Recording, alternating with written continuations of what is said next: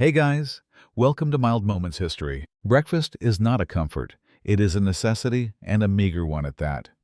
You eat what is there, a hard crust of yesterday's bread so dense it could be used to patch a roof tile. You dip it into a cup of weak, lukewarm tea. The tea is not for pleasure, but for safety. The water is drawn from a communal pump down the street, a pump shared by hundreds of your neighbors and likely contaminated with the filth of the city. But the tea has been boiled, and anything that has been boiled is less likely to kill you. You might have a smear of lard on your bread, but butter is a luxury you only dream of. Milk is a dangerous gamble, often watered down or worse preserved with chemicals by vendors who care more for profit than for your health. You eat quickly, standing by the cold, empty fireplace, because there is no table, and there is certainly no time to linger. This meal is not meant to be enjoyed. It is meant to provide just enough fuel to get you to the factory gates. Then there are the human voices, 1,000 different threads of sound woven into a single, overwhelming tapestry. There are the street vendors, the costermongers, their voices raw and hoarse from a day of shouting. Oysters, fresh oysters.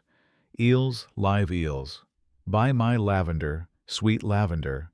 Their cries are a constant competing cacophony, each one trying to rise above the others. There are the sounds of children, their high-pitched laughter, and shouts as they play in the gutters, their games a strange, joyful counterpoint to the grimness of their surroundings. There are the arguments that spill out of the gin palaces, the drunken shouts and sudden sharp cries of anger.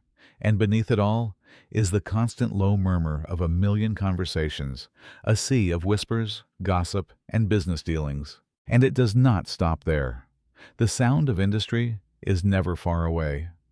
From the factories comes the rhythmic hiss of steam and the deep, percussive clang of heavy machinery. From the river comes the mournful bellow of the steamship's horns. And from every corner of the city comes the sound of construction, the sharp tap of a mason's hammer on stone, the grating sound of a saw cutting through wood. The city is constantly being built and rebuilt, and the sound of its own creation is a relentless driving force. You press your hands over your ears, a futile gesture against the overwhelming noise. There is no escape from it. The sound follows you into your tenement building, seeping through the thin walls. Even in your one small room, you can hear the city roaring outside. It is the sound of life, of progress, of an empire at the peak of its power. But it is also the sound of chaos, of suffering, of a million lives packed too closely together. You lie on your pallet, the noise, a constant vibrating presence, and you long for a moment of silence, a single second of peace. But in this city, silence is the rarest luxury of all. You are walking down one of the city's grander streets, perhaps on an errand that has taken you far from your own smoky neighborhood. The air here feels different, cleaner. The buildings are taller, made of pale, clean stone, and the shop windows are filled with goods you can only dream of: fine silks, polished leather boots, cakes decorated with spun sugar. This is another London, a world that runs parallel to yours, but never touches it. It is in these moments that you feel the invisible walls of the city most keenly. These are the walls of class, and they are higher and more impassable than any fortress. A carriage rattles past, pulled by two beautiful, well-fed horses. Through the clean glass window, you catch a glimpse of a woman inside. She is wearing a silk dress, gloves, and a hat adorned with a peacock feather. She does not look at you. She does not see you. To her, you are part of the grimy, undifferentiated landscape, no more significant than a lamppost or a pile of rubbish. You are invisible, and in that invisibility you understand the vast, unbridgeable chasm that separates her world from yours. She was born into a life of comfort and privilege. You were born into a life of labor and struggle. And in this city that is a fate as fixed and unchangeable as the stars. You see a gentleman walking with his son. They are both dressed in fine wool coats, their shoes polished to a high shine. The boy looks at you for a moment, his eyes wide with a kind of innocent curiosity, and his father quickly pulls him away, whispering something in his ear. You do not need to hear the words to know what they are. Don't stare. Keep away. You are a lesson in what happens if you fail, if you are not born into the right family. You are a cautionary tale walking down the street. The shame of it is a physical weight, a familiar ache in your chest. You are acutely aware of your own appearance. Your clothes are worn and stained. Your hands are rough and calloused from your work. Your face is smudged with the ever-present soot of the city. You try to make yourself smaller to walk closer to the wall, to become even more invisible than you already are. You know your place in this world. You were born to serve, to labor, to provide the unseen work that allows this grander world to exist. They need your hands, your sweat, your strength, but they do not want to see you. You are a necessary but unpleasant part of the machinery of the empire. You pass a beautiful park, its gates locked. Inside, you see well-dressed children playing on a manicured lawn, their laughter a sound from another world. You are not welcome here. This small patch of green, this small island of beauty and peace is not for you. You are a creature of the smoke, the grime, the noise. You turn and walk back towards your own neighborhood, back to the familiar streets where everyone is just as tired, just as poor, just as invisible as you are. There is a strange comfort in returning to your own world, a sense of belonging born from shared hardship. You may be at the bottom of the great ladder of London, but at least down here you are not alone. After 6 long days of unrelenting labor, a different sound wakes you. It is not the piercing shriek of the factory whistle, but the deep, resonant chime of church bells. It is Sunday, the one day of rest, the one day the great grinding machinery of the city seems to slow down. You do not have to go to the factory. You do not have to climb into the darkness of a chimney or sift through the cold mud of the river. Today you are allowed to be still. This single day of rest is a precious gift, a small island of peace in a vast ocean of toil. You put on your Sunday best, which is simply your one set of clothes scrubbed as clean as they can be. They are still worn, still faded, but wearing them feels like a small act of defiance, a way of showing the world that you are more than just the grime of your work. Your whole family makes an effort.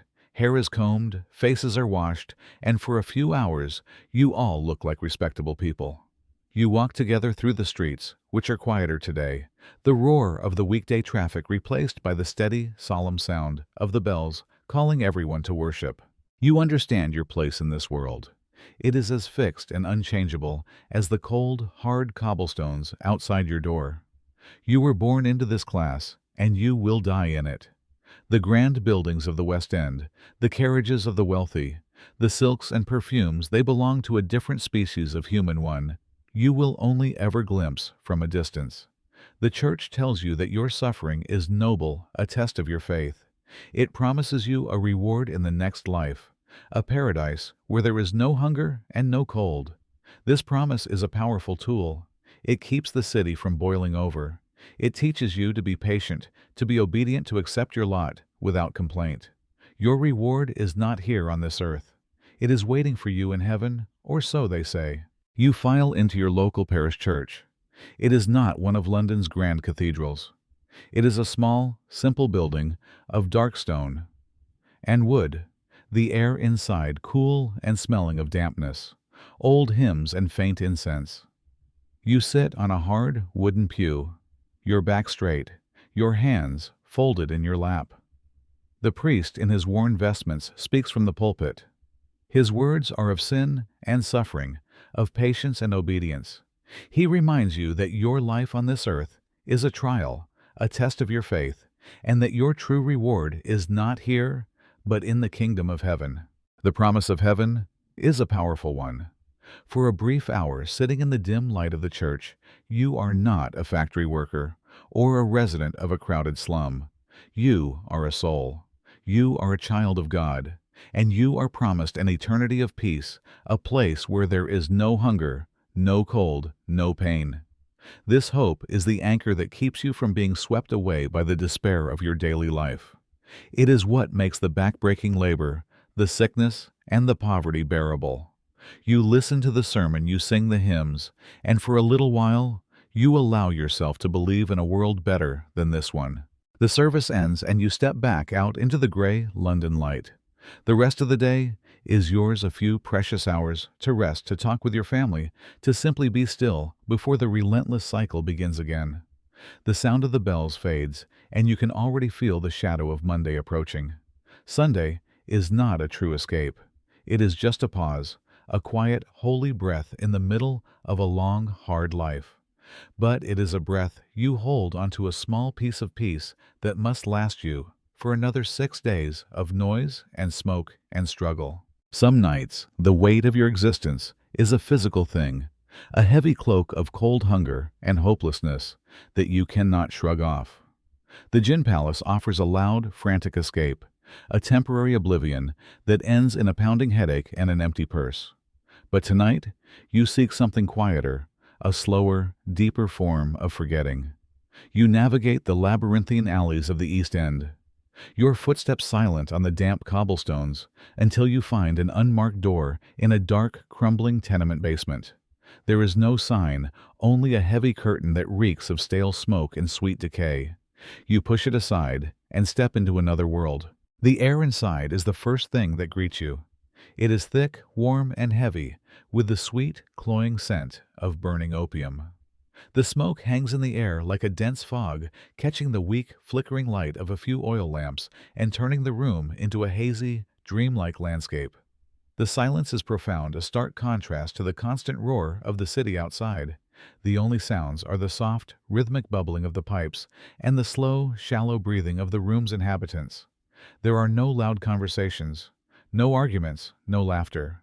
There is only a deep, shared stillness. You see figures reclining on thin, dirty mattresses on the floor.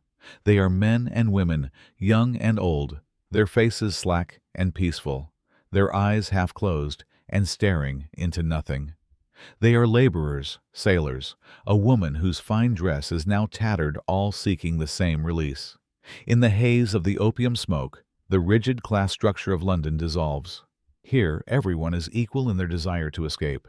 They are a congregation of ghosts, their bodies still in this world, but their minds adrift in another. You are not a worker here, not a father, not a son. You are just another shadow seeking a place to lie down. An old, withered Chinese man, the keeper of the den, wordlessly hands you a long wooden pipe with a small, smoldering pellet of dark opium in its bowl. You give him the few pennies you have, your entire savings for the week. He nods, his face impassive, and gestures to an empty spot on the floor. You lie down, the hard floor, a familiar comfort. You take the pipe, put it to your lips, and inhale deeply. The smoke is not harsh like tobacco. It is warm, sweet, and surprisingly smooth. It fills your lungs, and a slow, creeping warmth begins to spread through your body, starting in your chest and moving out to your tired, aching limbs. The gnawing hunger in your stomach vanishes. The deep ache in your back subsides. The constant, anxious noise in your mind grows quiet, replaced by a profound and beautiful emptiness. You are floating. There is no pain, no cold, no fear. The damp, dark room around you dissolves, and you drift into a warm, pleasant sea of waking dreams. This is the escape you paid for a few hours of perfect dreamlike peace. But you know in some distant part of your mind that this is only a temporary reprieve. Eventually the dream will end, and you will have to stumble back out into the cold, harsh reality of London, your pockets empty, and your problems waiting for you, now heavier than before. In the damp, dark cellars and forgotten alleyways of London, another world exists, one that scurries and squeaks in the shadows. Rats are a constant presence in your life, as common as the coal smoke and the rain. You see them darting across the street, their sleek bodies disappearing into cracks in the walls. You hear them scratching behind the plaster of your own room at night. They are a symbol of the city's decay, a living plague that carries disease and steals the meager food from your pantry. They are a part of the grim ecosystem of poverty, a relentless chittering tide that never seems to recede. But where there is a pest, there is also a profession. And in London, no profession is quite as strange or as necessary as that of the rat catcher. One evening, you are walking through a narrow alley behind a butcher's shop when you hear a low, excited growling and the sharp, gruff voice of a man giving commands. You see him by the light of a single lantern. He is a tough, wiry man, his face weathered and scarred, his clothes a patchwork of leather and rough wool. He is the rat catcher. He is not an official of the city. He is a freelancer, a specialist in a dark and dirty trade. He carries no grand weapons, only a small club at his belt and a large wire cage. But his true tools are with him sniffing eagerly at a pile of refuse, his dogs. The quiet of the morning is suddenly shattered by a sound that rips through the fog. It is the piercing, relentless shriek of the factory whistle. It is a sound that owns the city, a mechanical scream that calls thousands of people, just like you, from their cold, dark rooms. It is not an invitation, it is a command. Your time is no longer your own. For the next 12 hours, you belong to the machine. You pull your thin coat tighter, give a last look at the crowded room you must leave, and step out into the damp, cold air. The day has begun. You must answer the whistle's call. You must go to work. They are not pets. They are a small, fierce pack of terriers bred for this single purpose. They are small, muscular, and quivering with a contained, violent energy. Their noses twitch constantly, their ears are perked, and their eyes are fixed on the pile of garbage with an intensity that is both impressive and unsettling. They do not bark wildly. They are professionals. They know their job. The rat catcher gives a low whistle, and the dogs spring into action. They dive into the pile of rubbish, a blur of motion. You hear a series of high-pitched squeals, the sharp snap of jaws, and the frantic rustling of the rats trying to escape. The hunt is over in a matter of seconds. It is a brutal but efficient performance. The dogs emerge from the pile, their tails wagging sometimes, with a dead rat held proudly in their mouths. The rat catcher moves in using a pair of tongs to collect the bodies and place them in his cage. You watch with a mixture of disgust and a strange, grudging admiration. This man and his dogs are performing an essential service, keeping the tide of vermin at bay, protecting the city's health in their own small, violent way. They are a part of the city's immune system, a pack of hunters operating in the darkest corners of the urban jungle. When the cage is full, the rat catcher gives his dogs a small piece of dried meat as a reward. He does not dispose of the dead rats. He will sell them. There is a market for everything in London. The bodies might be sold for their fur, or to the illegal pits where dogs are timed to see how many rats they can kill in a minute. It is a grim, circular economy. The rat catcher gives a nod to you, a silent acknowledgement, from one survivor to another, and he and his small, fierce pack disappear into the next dark alley in search of more work. The Gin Palace, with its dazzling gaslight and cheap oblivion, is a place you go to forget you exist. But there is another kind of establishment, an older, quieter, more steadfast place. It is the public house, the pub, and you do not go there to disappear. You go there to be seen, to be heard, to belong. The pub is not a beautiful place. It is a small, dark, crowded room.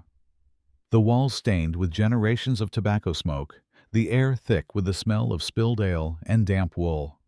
But it is a warm place, not just from the roaring fire in the hearth, but from the heat of the bodies pressed closely together. This is not the cold, anonymous glitter of the Gin Palace. This is the messy, human warmth of community. You push open the heavy wooden door and are greeted not by a wall of disorienting light, but by a chorus of familiar voices. You know the men who sit at these long, scarred wooden tables. You have worked beside them in the factory, stood with them in the rain, and shared the same struggles. Here, you are not a number or a cog in a machine. You are a neighbor. The publican, a man with a booming laugh and a face as friendly as the fire he tends, greets you by name and draws you a pint of dark, rich ale. It is more expensive than the gin, but it is a drink to be savored, not swallowed, in desperation. You find a seat on a crowded bench, and you are immediately pulled into a conversation. The talk is not of grand politics or the affairs of the empire. It is of the small, important things of your world. A new foreman at the factory, a dispute with a landlord, a neighbor's child who is sick with a fever. This is where news is shared, where advice is given, where the small, unspoken kindnesses that make this life bearable are exchanged. A man shares his small portion of bread and cheese with you. Another claps you on the back and tells you a joke that makes you laugh, a real, genuine laugh that feels like a release. The pub is more than just a place to drink. It is the heart of your community. It is where you come to feel like a person again.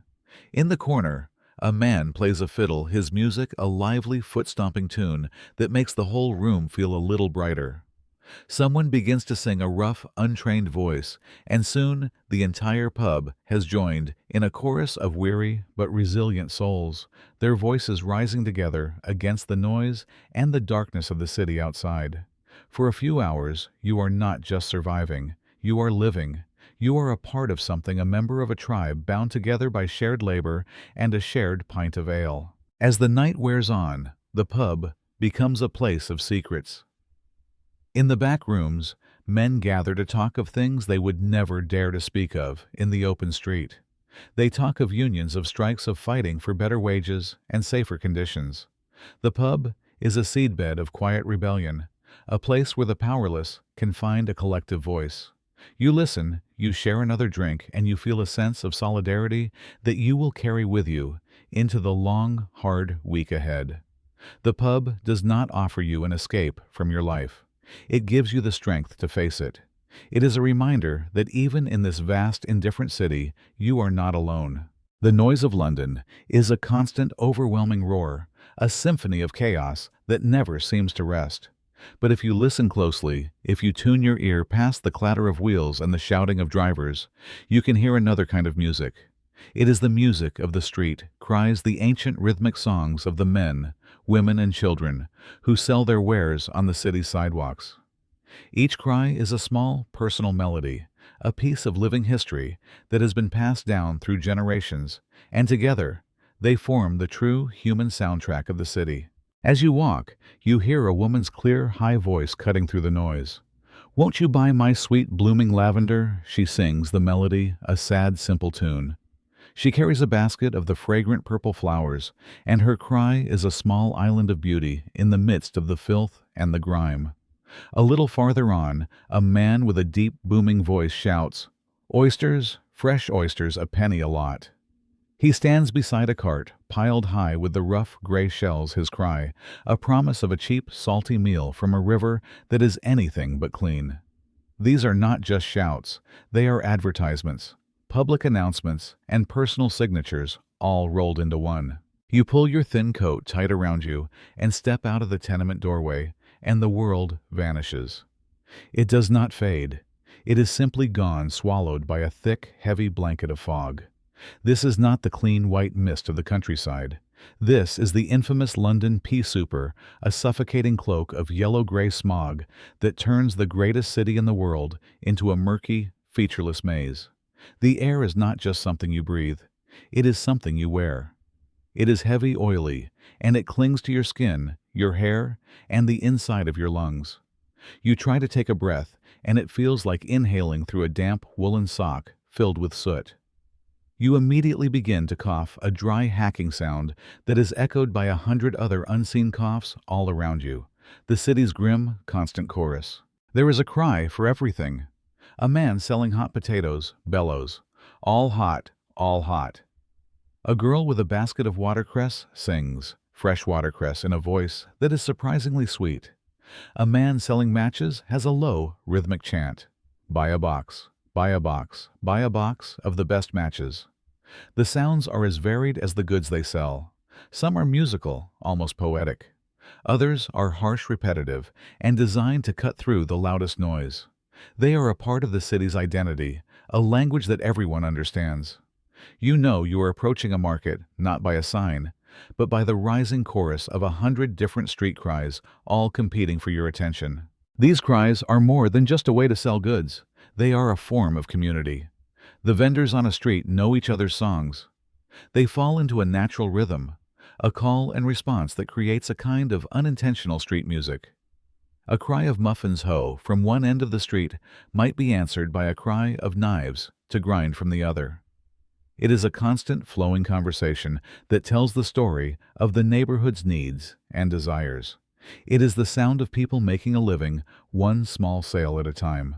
You stop and buy a small bunch of lavender from the woman with the sweet voice. The scent is clean and calming, a small, fragrant anchor in the overwhelming sensory chaos of the city. You hold the small purple bundle in your hand as you walk, a small piece of beauty you have purchased for a penny. The woman's sad, beautiful cry follows you down the street until it is swallowed by the other sounds of London. The street cries are a testament to the resilience and creativity of the city's poor. In a world that often tries to silence them, they have found a way to make their voices heard, to sing their small personal songs into the great roaring heart of the city. Death in your world is a constant familiar presence, but the fear does not end when a loved one is buried. In some ways, that is when a new and terrible fear begins. You have just buried a neighbor, a child lost to fever. The family is poor, their grave in the parish churchyard, shallow and unmarked. As night falls, a specific chilling anxiety settles over the community. The fear of the resurrection men, the body snatchers. You know that the city's medical schools have a desperate, insatiable need for fresh corpses for their anatomy lessons, and they are not particular about how they get them. You have heard the stories whispered in the pub tales of men who work in the dead of night, armed with shovel sacks and a complete absence of conscience. They are not ghouls or demons. They are working men, paid by the inch, for every body they can deliver to the surgeons. They watch for fresh graves, especially those of the poor, which are less likely to be guarded or marked by heavy stone. They work quickly and quietly, digging just enough to break open the top of the simple pine coffin, pulling the body out with ropes and hooks, and then quickly covering their tracks, leaving the grave to look almost undisturbed. This fear changes the nature of grief. When a loved one dies, the family does not just mourn, they stand guard. For a week or more after the burial, male relatives will take turns sitting in the cold, dark churchyard all night armed with a club or a heavy stick, watching over the fresh grave. It is a grim and exhausting vigil, a second funeral watch. You have done it yourself for a cousin who died last winter. You remember the bone-deep cold, the eerie silence of the graveyard, and the way every shadow seemed to move, every snapped twig sounding like the scrape of a shovel. You look out your window at the churchyard now, and you see the flicker of a lantern near the new grave. It is the boy's father beginning his long, cold watch. You feel a profound sense of weary anger. It is not enough that you must battle hunger sickness and poverty in life. You must also fight to protect your dead from the grasping hands of science and profit. The indignity is almost too much to bear. A family cannot even be certain that their loved ones will be allowed to rest in peace. The fear is so pervasive that people devise their own desperate forms of protection. Some families will place heavy stones or thorny branches over a fresh grave. Others will use patented iron coffins or build iron cages called mort safes around the burial plot, turning the grave into a small, sad prison. But these are luxuries for the well-off. For you and your neighbors, the only protection is your own vigilance. You say a quiet prayer for the boy's father alone in the darkness, guarding his son's small patch of earth. In this city, you have learned not even the dead are truly safe. You stand at the edge of the docks, looking out at the River Thames. It is the great beating artery of London, the lifeblood of the British Empire. From here, ships depart for every corner of the known world, their masts a dense, tangled forest against the gray sky. And from here, the riches of the empire flow back into the city, tea from China cotton, from America, sugar from the Caribbean. The river is a place of immense power and wealth, but you know that it is also a dark, lawless place, a world with its own secrets, its own dangers, and its own special kind of law enforcement. The docks are a chaotic symphony of labor and noise. Men work from dawn until dusk, their bodies slick with sweat and grime, hauling heavy crates and barrels from the holds of the ships. The air is thick with the smell of tar coal smoke salt and the sweet, sickly scent of rotting goods. You hear the creak of ropes, the shouting of foremen, and the murmur of a dozen different languages from sailors who have come from all over the globe. It is a place of constant motion, a city within a city, and it is a place where crime thrives. Visibility is a cruel joke. You cannot see the other side of the narrow street. You can barely see the cobblestones at your own feet. People emerge from the fog as vague dark silhouettes, their forms soft and indistinct, until they are almost upon you, and then they disappear again, just as quickly.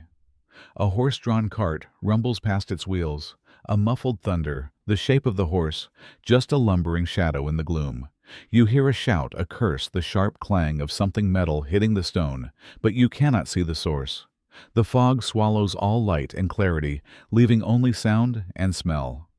The street lamps, which burn all day long during a fog like this, are just faint, hazy globes of light, their beams struggling to cut through the thick, soupy air.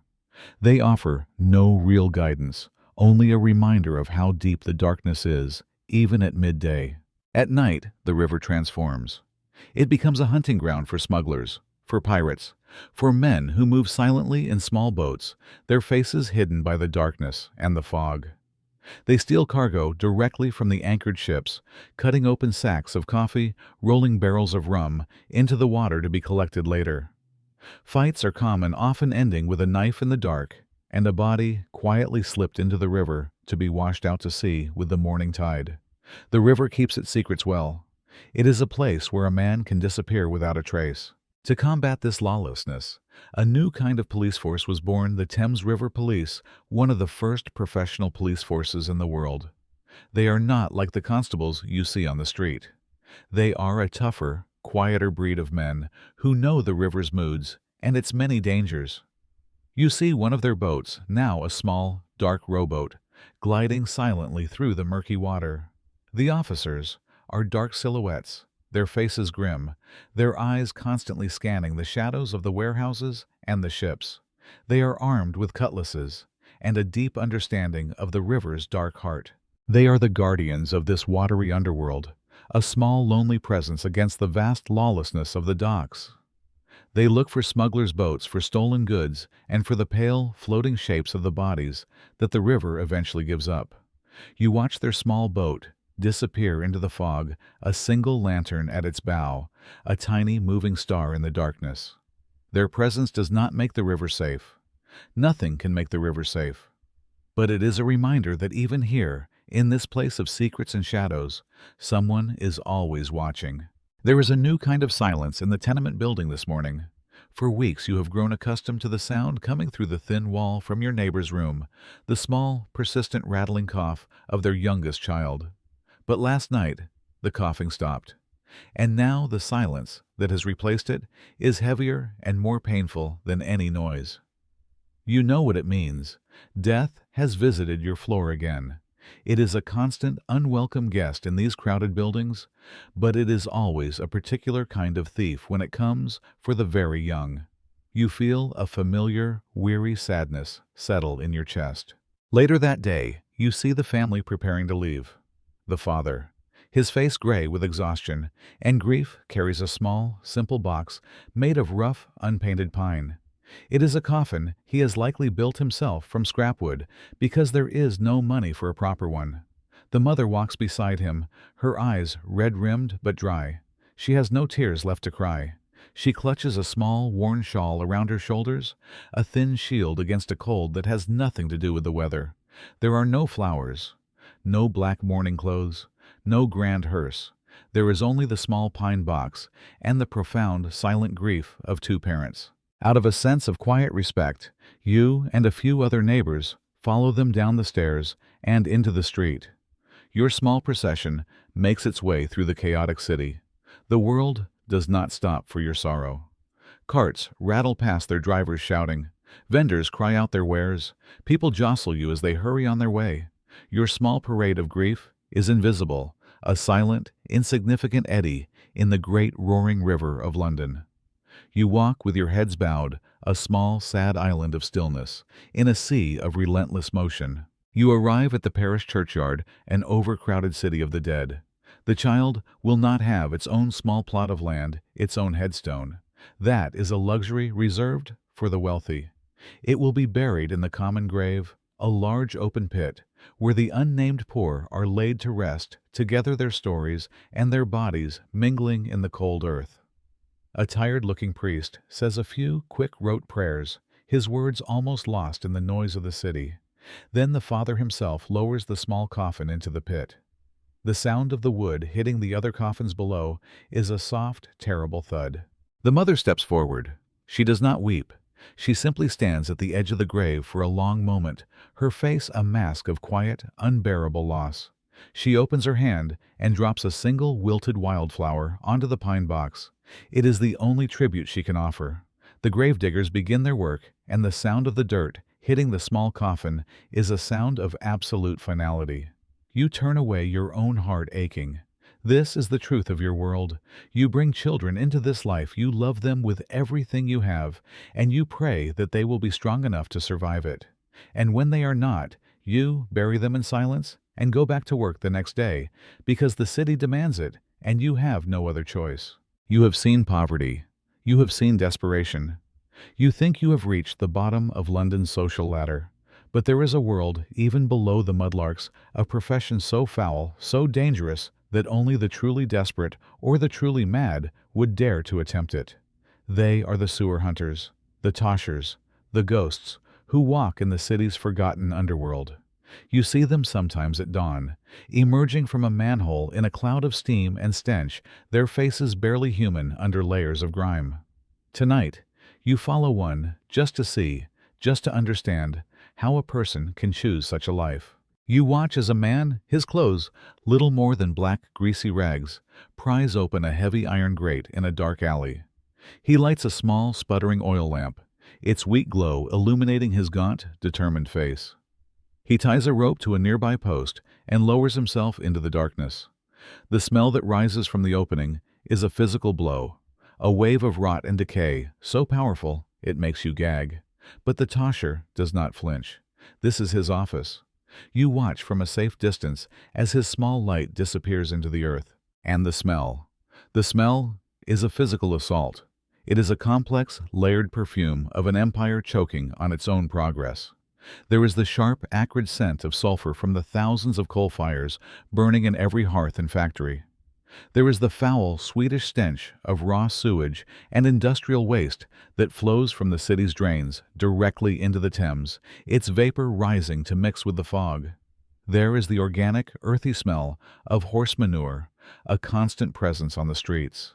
And beneath it all is the smell of dampness, of rot of a million people living too closely together in a city that is slowly drowning in its own filth.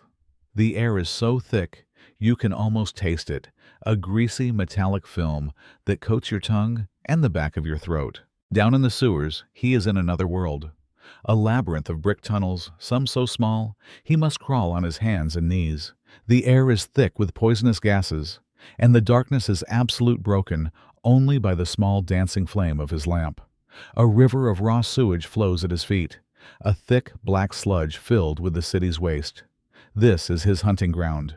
He carries a long, pointed staff which he uses to sift through the filth, feeling for anything of value. His hands, protected by thick leather gloves, sift through the sludge. He is looking for lost coins, for jewelry that has been washed down a drain, for pieces of metal that can be sold for scrap. The dangers are immense. The tunnels are unstable and can collapse without warning. The air can kill you, the lack of oxygen, or the sudden release of a pocket of methane gas. And then there are the rats. Not the small scurrying creatures of the streets, but great fat aggressive rats who are the kings of this underground kingdom. They are not afraid of men. They will attack their bites, leading to a swift, feverish death known as rat catcher's yellows. The tosher is not just a scavenger. He is a warrior fighting a constant silent battle against the filth, the darkness, and the vermin. After an hour, he emerges from the sewer, climbing back up the rope into the cold night air. He is covered in a thick layer of unimaginable filth. But in his small leather bag, he has his prize, a few bent coins, a silver button, and a small piece of a broken buckle. It is not a treasure. It is a day's wages earned in the most hellish conditions imaginable. He does not look proud. He only looks tired, his face a mask of weary resignation. He is one of the city's unseen, a man who makes his living by walking through the river of London's own waste. You watch him disappear back into the alleys, a ghost returning to the world of the living, and you feel a new, deeper understanding of what it means to be poor in this city. You have managed to secure a position that many would envy. You are a servant in a wealthy household. To the people in your old tenement, this is a life of unimaginable luxury. You work in a grand house with clean floors and windows that are actually made of glass. You are surrounded by fine furniture, warm fires, and the smell of roasting meat. But you quickly learn that you are not a part of this world. You are merely the invisible machinery that keeps it running. Your life is confined to a separate, hidden world, the servants' quarters, a place below stairs that is as far from the gilded rooms above as your old slum was. Your day begins long before the family you serve has even stirred. You wake in a small, cold attic room that you share with 3 other maids. You dress quickly and quietly in your simple uniform and make your way down to the kitchen, your feet silent on the narrow back stairs. You are never to use the grand main staircase. That is for the family only. The kitchen is already a hive of activity. The cook, a tyrannical woman with a fierce temper, is shouting orders. You are given your tasks for the day, a long list of chores that will keep you on your feet for the next 16 hours. There is no rest, no idle chatter, only the constant quiet hurry of work. You scrub floors on your hands and knees until they shine. You haul heavy buckets of coal up flight after flight of stairs to feed the many fireplaces. You polish silver until your arms ache. You stand for hours in the laundry room, the air thick with steam, washing and ironing the family's endless supply of fine linens. You are always moving, always working, always under the watchful eye of the housekeeper, who notices every smudge, every speck of dust, every moment of hesitation. You eat your meals in the servants' hall, simple, plain food that is a step above your old diet, but a world away from the lavish feasts you sometimes see being carried up to the dining room. You live by a strict, unwritten code of conduct. You are to be invisible. You move through the grand rooms of the house like a ghost, your eyes always downcast. You never speak unless spoken to. You never show any emotion. You are a silent, efficient machine there, to serve, not to be noticed. The family you work for barely knows your name. They see you as a part of the furniture, a pair of hands to perform a task. There is a vast, unbridgeable gulf between their world and yours, and you are never allowed to forget it. At night, you climb the narrow stairs back to your cold attic room, your body aching with a weariness that is deeper than any you have ever known. You have been surrounded by luxury all day, soft chairs. You are not allowed to sit on warm fires. You are not allowed to feel delicious food. You are not allowed to taste.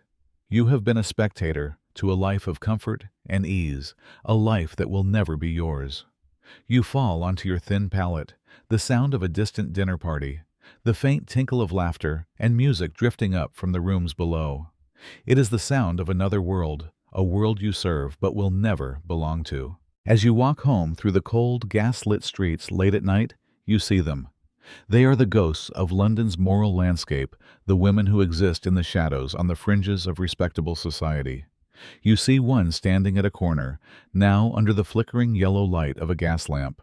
She wears a dress that might have once been fine, but is now worn and faded, its lace trim frayed. Her face, beneath a thin layer of cheap powder, is weary, her eyes holding a deep, hollow sadness that seems older than the city itself. She is what they call a fallen woman, a term whispered with a mixture of pity and contempt. She is a woman who has lost her reputation, and in Victorian London, a woman's reputation is everything. You find yourself wondering about her story, about the path that led her to this cold street corner. She was not born into this life. Perhaps she was a country girl who came to the city full of hope, only to be tricked and abandoned by a man who promised her marriage.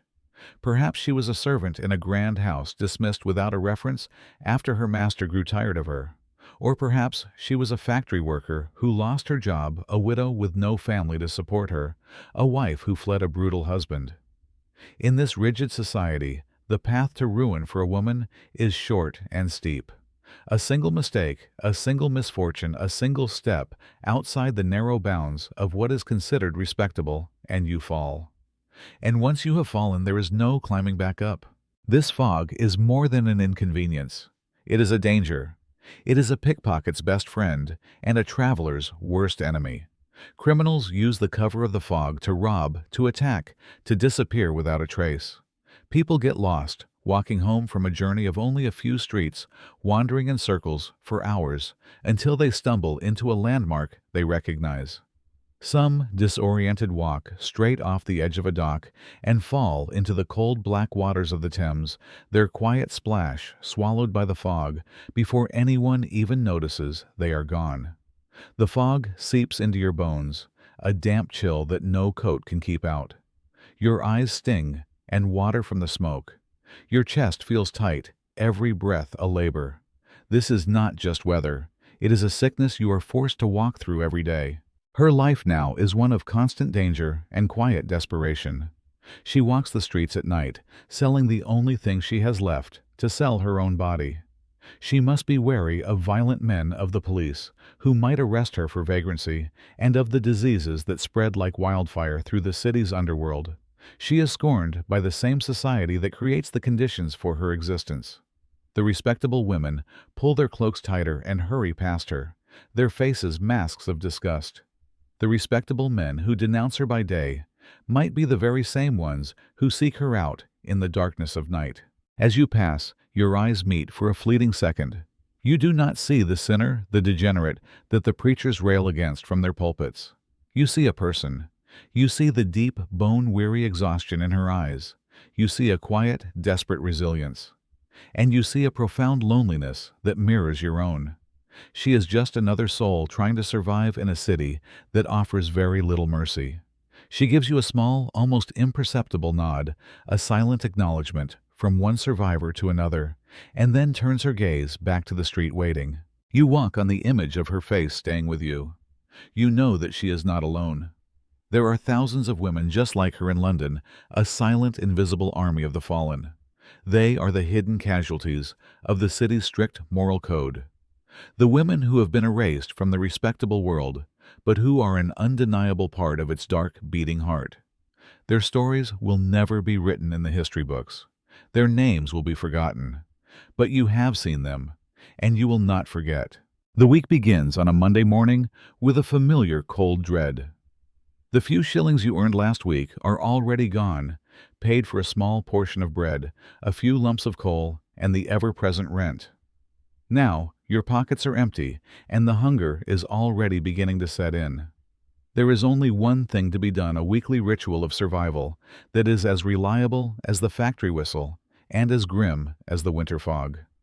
You must make a trip to the pawn shop. It is a place of quiet shame, the last resort for the desperate, and for you, it is an essential part of your weekly budget. You look around your one small room, your eyes scanning your few meager possessions. What will you pawn this week? You must choose something of value, but something you can hopefully live without for a few days. It is often your Sunday best, the one decent set of clothes you own carefully patched and kept for church. Or perhaps it is your husband's heavy work boots, the ones he will not need until his next shift. Sometimes it is something more personal.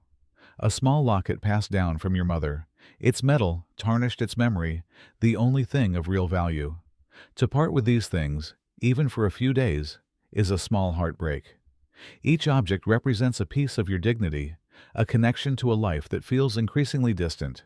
You wrap the item in the cloth and walk through the familiar streets to the pawn shop, its sign of 3 golden balls hanging like a grim promise above the door. You step inside, and the small bell above the door jingles, announcing your arrival. The shop is dark and dusty, filled with the sad, forgotten belongings of your neighbors. You see rows of pocket watches that no longer tick wedding rings, whose promises have been broken tools, that can no longer earn a living, and even a child's porcelain doll, its eyes staring blankly from a high shelf. The air smells of old wool tarnish and the quiet desperation of 100 other people who have stood where you are standing now. The pawnbroker, a man with cold, calculating eyes, looks up from his ledger. He does not smile. He knows why you are here. You unwrap your item and place it on the wooden counter. He examines it with a critical, dismissive air, pointing out every flaw, every scratch, every sign of wear. He knows you are desperate, and he offers you a fraction of what it is worth. You know it is robbery, but you have no choice. You accept the few shillings he offers and take the small paper ticket he slides across the counter. That small, flimsy piece of paper is your only hope of ever seeing your possession again. You leave the shop, the coins heavy in your hand. This money will buy you bread for a few more days. It will keep the fire going for another night.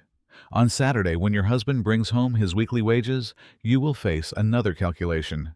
After paying the rent, is there a penny or two left over to buy back your Sunday clothes? Sometimes there is. Sometimes there is not. This is the rhythm of your life, a constant exhausting cycle of pawning and redeeming a dance on the very edge of utter destitution. You are not living. You are simply borrowing against your own small past to survive your present. In this city of steam and steel, information moves with a frantic, desperate energy. Before the telegraph connects the world with its invisible wires, the city is bound together by paper and ink and by the tireless legs of men you see but never truly notice, the mail runners. They are the red-coated blood cells of London, the human machinery that keeps the heart of the empire beating. Their work is not one of quiet contemplation. It is a relentless race against time, a daily battle fought on the city's crowded, unforgiving cobblestones. You are one of these men. Your day does not begin with the slow warming of a hearth, but with the frantic, organized chaos of the General Post Office. Long before the sun has burned through the morning fog, you are already at work, sorting through a mountain of letters, parcels, and newspapers. The air is thick with the smell of paper, ink, and sealing wax. When the mail is sorted, you are given your route and your heavy leather bag. The bag is a burden, its weight a constant dull ache on your shoulder, but it is also your purpose. It is filled with the city's secrets, its business deals, its declarations of love, its notices of death. You are a carrier of 1,000 different human emotions, though you will never read a single word. Your uniform, a bright red coat, makes you an unmissable target, a flash of urgent color in the gray landscape of the city. You navigate by instinct and by sound. You listen for the familiar cry of the oyster seller on the corner, the rhythmic clang from the blacksmith's forge, the rumble of the omnibus. These sounds are your map, your only guide through this featureless world. You keep one hand on the cold, damp brick of the walls as you walk, feeling your way through the city like a blind man. You finally reach the towering iron gate of the factory, its shape a dark, monstrous silhouette appearing suddenly out of the mist. You have made it. You have survived the first part of your day, the simple act of walking to work. You take one last shallow breath of the foul air, and you step through the gates, leaving the quiet chaos of the fog for the loud mechanical chaos that awaits you inside. You do not walk your route. You run. You run through the crowded streets, dodging carts, omnibuses, and pedestrians with a practiced, nimble grace. You run through the thick, yellow fog, navigating by memory and instinct, knowing every shortcut, every alley, every treacherous patch of loose cobblestone. The mail is delivered multiple times a day in London, a constant churning cycle of communication. There is no time to rest, no time to stop for a pint of ale or a moment of quiet contemplation. Your feet are always sore, your body always aching, but you cannot slow down.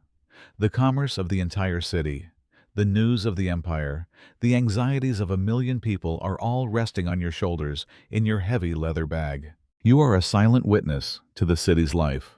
You deliver a letter with a black wax seal to a grand house in a wealthy square, and you know you are delivering news of a death.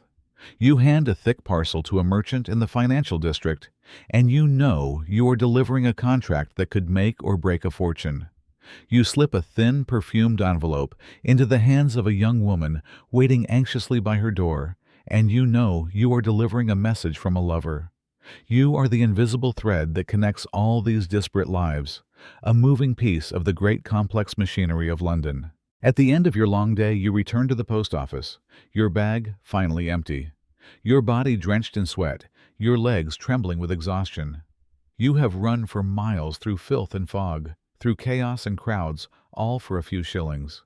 You are a small, anonymous cog in a vast and powerful system, but you know that without you and the hundreds of other red-coated runners just like you, the great city would grind to a halt. The letters would go unread, the deals would go unmade, and the news would never arrive. You walk home through the darkening streets, Your own journey finally over another day spent carrying the weight of the city's words on your back. Sunday in London is a day of quiet restraint, a day of church bells and closed shops. But in the heart of the East End, in a sprawling, chaotic tangle of streets around petticoat lanes, Sunday is the busiest day of the week. This is where you come when you have a penny to spend and a need for something, anything that you cannot find anywhere else. The market is not a formal sanctioned affair. It is an explosion of life, a loud, vibrant, and slightly illegal ecosystem that thrives in the one pocket of the week when the rest of the city is asleep. You push your way into the crowd, and the noise and the smells are overwhelming. The air is thick with the scent of fried onions, of jellied eels from a vendor's cart of old wool, and of the unwashed bodies of thousands of people, all pressed together. This is not the polite, orderly market of the city's wealthier districts. This is a place of raw, unfiltered commerce. The street cries here are not the melodic songs of the lavender sellers. They are harsh, guttural shouts. Boots, second-hand boots, pies, hot pies, anything for a penny, anything at all. The street is lined with stalls, blankets laid on the ground, and carts piled high with a bewildering array of goods. You see piles of old clothes, their colors faded, their seams repaired a dozen times. You see stacks of chipped pottery, odd bits of iron, and tools that have seen a lifetime of hard labor. There are vendors selling birds in small wooden cages, their songs a strange, sweet counterpoint to the chaos. There are stalls selling cheap gin, the smell of juniper sharp and intoxicating. You see a man selling miracle tonics from a small wooden box, his voice a smooth, practiced patter of promises and lies. This is a place where you can buy anything, and where anything can be sold. A sailor might be selling a parrot he brought back from a distant shore. A young boy might be selling a handful of stolen pocket watches. A woman might be selling the last of her family's furniture to pay the rent. It is a place of desperation, but also of incredible resilience. You see people laughing, bargaining, sharing jokes. This is more than just a market. It is a community gathering a weekly festival of survival. You move through the crowd, your hand on your purse, your eyes wide. You have no money to spend, but you come here for the energy, for the spectacle, for the simple human connection of being in a crowd that is just as poor and just as hopeful as you are. You see a man juggling knives, a crowd gathered around him, their faces a mixture of awe and fear. You see a woman reading fortunes from a deck of greasy, worn-out cards. For a few hours on a Sunday morning, Petticoat Lane is the vibrant, beating heart of your world, a place where, for a single penny, you can buy a hot pie, a second-hand story, or just the feeling of being alive. There is a new sound in London, a sound that is deeper and more terrifying than the rattle of carts or the shriek of a factory whistle. It is a rumble that comes from beneath your feet, a tremor in the very bones of the city. You have heard the whispers, the stories of a new kind of marvel, a new kind of madness, a railway that runs not over the ground, but through it.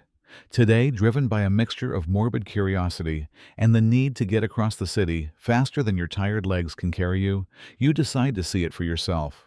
You descend a steep flight of stairs into the earth, and you are immediately hit by a wall of hot, foul air. You have entered the world of the Metropolitan Railway, the world's first underground train. The station is not a grand hall. It is a dark, brick-lined cavern lit by the flickering, greasy glow of gas lamps. The air is thick with a choking mixture of coal smoke, steam, and sulfur. It is a man-made hell, a vision of the future that feels suffocatingly ancient. You stand on the platform with a crowd of other brave or foolish souls waiting. The rumble grows louder, a deep, percussive roar that seems to shake the very foundations of the city above. And then a great black steam locomotive bursts out of the darkness of the tunnel, its single eye a fiery lamp, its smokestack belching a thick cloud of acrid smoke into the already unbreathable air. Your long shift in the factory is over. Your body aches. Your ears are ringing from the deafening noise of the machinery, and your lungs are filled with soot. But your ordeal is not over. Now you must face the streets again, to make your way home. The fog may have thinned slightly, But the chaos has only intensified as the city empties its workers into the narrow gaslit arteries of London. The street is not a path. It is a mucky battlefield of hoofbeats, wagon wheels, and ankle-deep sludge. There are no real sidewalks to speak of, or if there are, they are cracked uneven, and so crowded with people and goods that they are impassable. You are forced to walk in the main road, a treacherous river of mud, coal ash, horse manure, and the general filth of a million people. The train screeches to a halt, its iron wheels protesting against the tracks. The carriages are not the clean, comfortable boxes of your imagination. They are simple wooden cars, their windows black with soot, their interiors lit by weak, flickering oil lamps. You crowd into a third-class carriage, the cheapest option, and find a spot on a hard, wooden bench.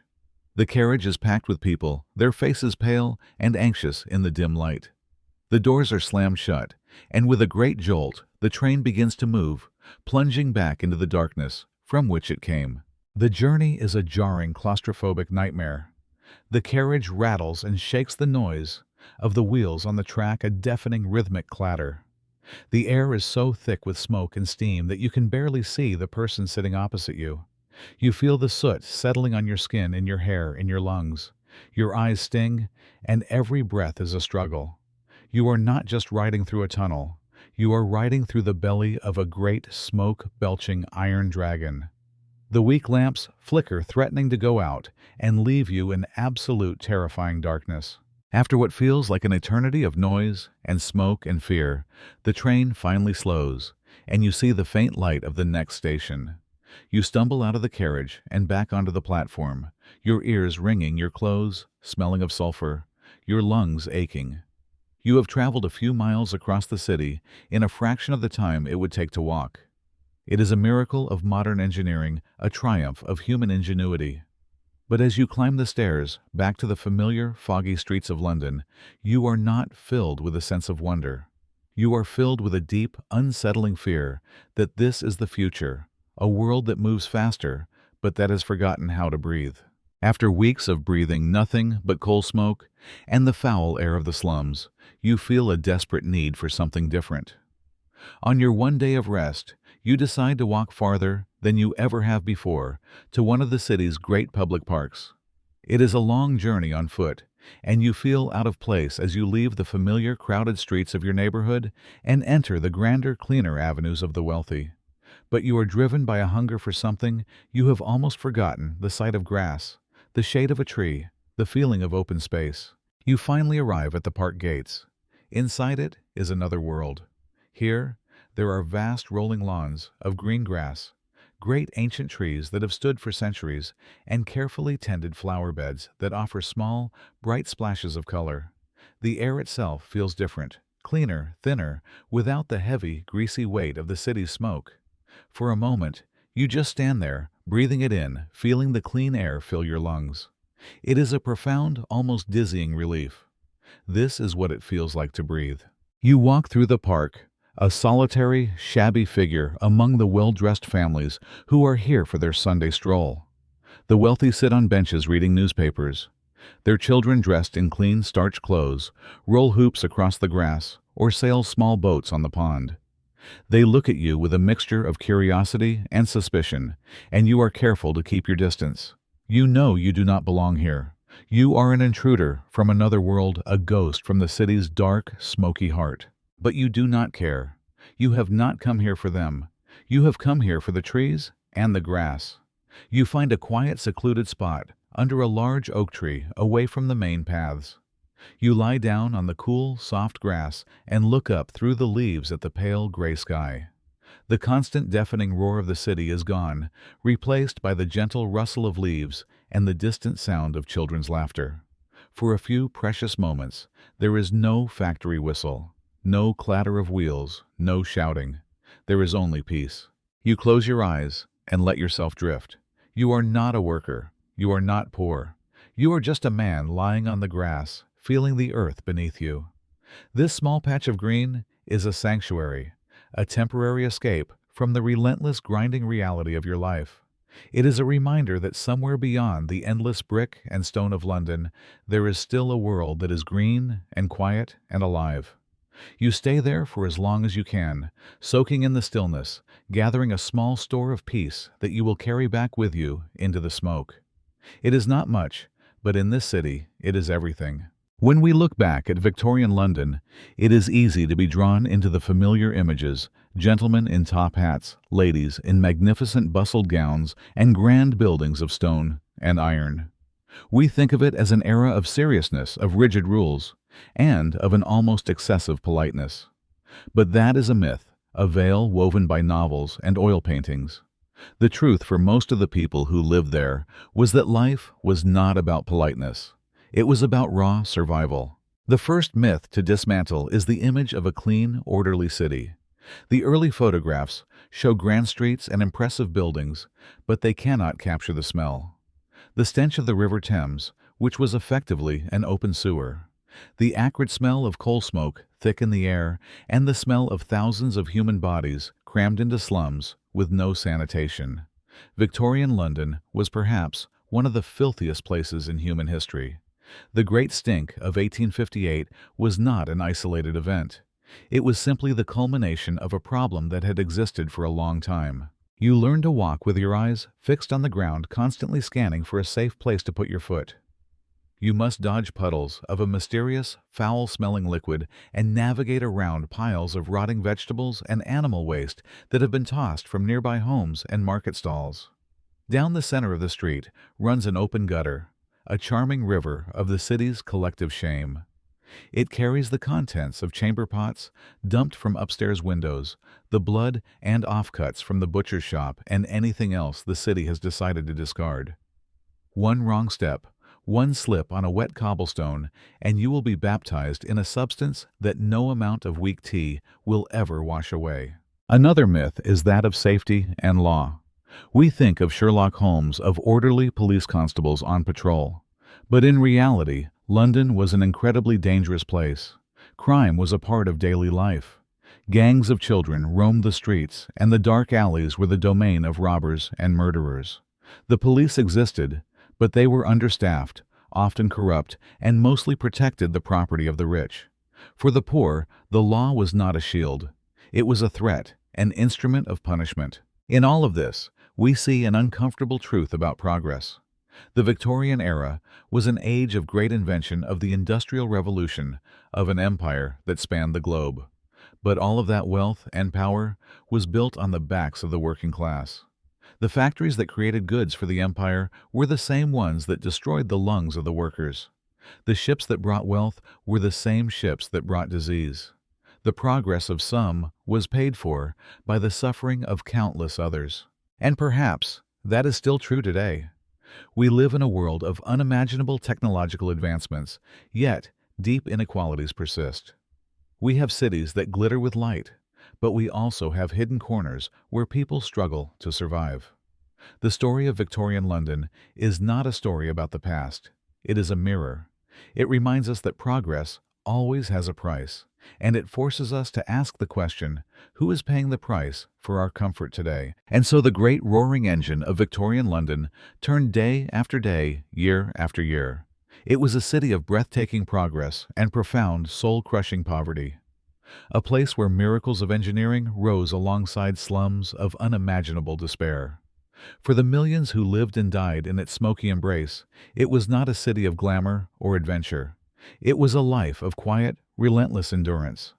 Their names are not carved on the grand statues. Their stories are not told in the history books. They are the forgotten, the unseen, the silent majority whose labor built an empire and whose suffering paid for its progress. But in the midst of the filth and the noise, they found ways to live. They found moments of kindness in the shared crust of bread. They found community in the warm, noisy chaos of the public house. They found escape in the cheap, thrilling pages of A Penny Dreadful. They were not just victims of their time. They were survivors, resilient and stubbornly human. They loved, they grieved, they laughed, and they endured, leaving behind a legacy not of wealth or power, but of the simple, unbreakable strength of the human spirit. But you are not there anymore. The shriek of the factory whistle has faded. The gas lamps have been extinguished. The thick yellow fog has lifted. You are here, in your room, in your bed. The only sound is the gentle hum of a fan or the quiet rhythm of your own breathing. The air you breathe is clean. The blanket that covers you is warm and soft. You are safe. There are no more streets to navigate, no more machines to tend. The day is over. Let the noise of the city fade away. Let the worries of the world grow quiet. There is only this moment, this stillness, this peace. You have returned from your journey. You are home. Rest now. Tonight, you are not in the grand palace of Queen Victoria. You are in a cramped, cold attic room in London, the year 1850. The smell of coal smoke and dampness fills the air, and you can hear your neighbor's dry cough through the thin wall. The human traffic is just as hazardous as the terrain. You are constantly jostled and pushed by the surging crowd. Street urchins, their faces smudged with dirt, dart between your legs, their small, quick hands a constant threat to the few pennies you might have in your pocket. Vendors shout in your face, their voices hoarse, praising the virtues of their jellied eels, their questionable meat pies, or their wilted cabbages. Beggars, some missing limbs, others scarred by disease, hold out their hands, their eyes hollow and pleading. You try to ignore them all, to make yourself small, to become just another anonymous figure in the heaving mass of humanity. But it is impossible. You are a part of the chaos, a single drop in the dirty, struggling river. And then there is the danger of the traffic itself. Horse-drawn carts and carriages barrel down the narrow streets with a terrifying speed and a complete disregard for pedestrians. There are no speed limits, no crosswalks, and certainly no right-of-way for those on foot. The drivers perched high on their seats crack their whips and shout, expecting you to leap out of their way. A moment's inattention could mean being clipped by a heavy wheel, or worse, trampled under the iron-shod hooves of a panicked horse. The noise is a constant, deafening symphony, the clatter of wheels on stone, the cracking of whips, the shouting of drivers, and the general roar of a city that never stops moving. You finally reach the doorway of your own tenement building, your boots caked in a thick layer of filth, your clothes smelling of the street's foul perfume. You are exhausted not just from your long day of labor, but from the simple, stressful act of walking home. Every journey through these streets is a battle, a test of your senses, your reflexes, and your luck. You have survived it for one more day. You push open the heavy door and retreat into the relative quiet of your own building, leaving the chaos of the London street behind you, knowing you will have to face it all again tomorrow.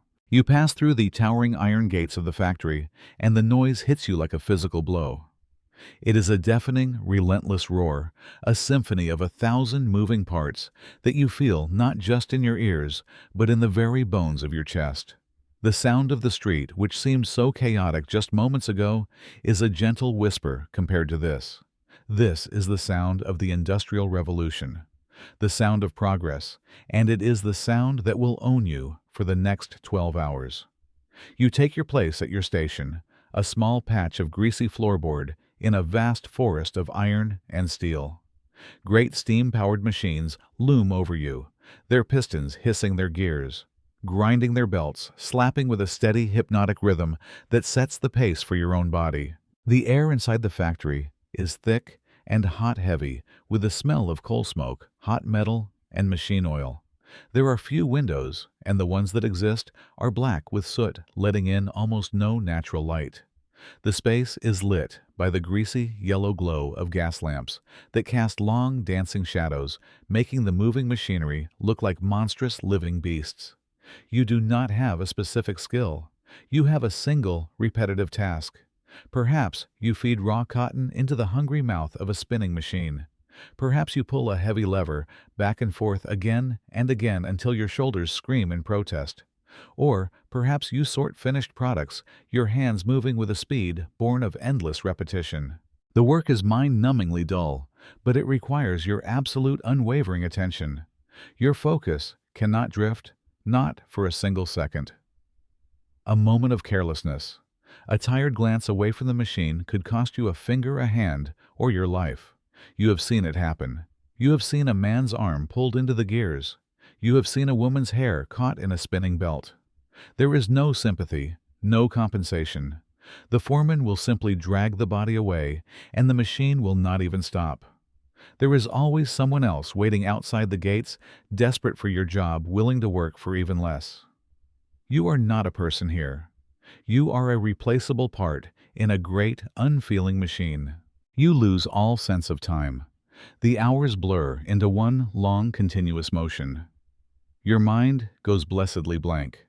You stop thinking about the cold in your room or the hunger in your belly. There is only the rhythm of the machine and the movement of your own body, which has become an extension of it. You look at the faces of the workers around you. They are smudged with grime. Their eyes are hollow and glazed over their bodies, moving in the same mechanical, repetitive trance. There is no conversation here. You cannot hear anything over the roar of the factory. There is only the shared, silent endurance of hundreds of souls, all bound together by the same relentless rhythm. Finally, after an eternity, the whistle shrieks again, its sound cutting through the noise and signaling the end of your shift. The great machines slowly wind down, and the sudden silence that follows is as deafening as the noise was. You stumble out of the factory gates and back into the foggy, gaslit street, your body aching with a weariness so deep it feels like a sickness. Your ears are ringing, your clothes are covered in a fine layer of grime. You have earned your few pennies for the day. You have survived the machine for one more shift, and tomorrow you will return to do it all again. Not all of London's labor happens in the deafening roar of the factory. Some of it happens in silence, in darkness, in spaces so small a grown man cannot fit. This is your world. You are a climbing boy, a chimney sweep. You are perhaps 7 years old, chosen for this work, not for your skill, but for your size. You are small enough to be a tool, a human brush sent up into the narrow, winding guts of the city's chimneys. Your master, a gruff man, with hands permanently stained black, wakes you before dawn. There is no gentle morning routine for you. There is only the cold, the dark, and the long walk to the wealthy neighborhoods where the fireplaces are large and the chimneys are tall. You arrive at a grand house a world away from your own crowded tenement. You are led to a great hearth where you are stripped down to your trousers.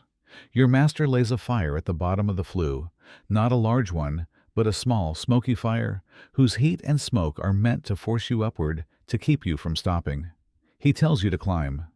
You look up into the black, vertical tunnel, and a familiar cold fear grips you.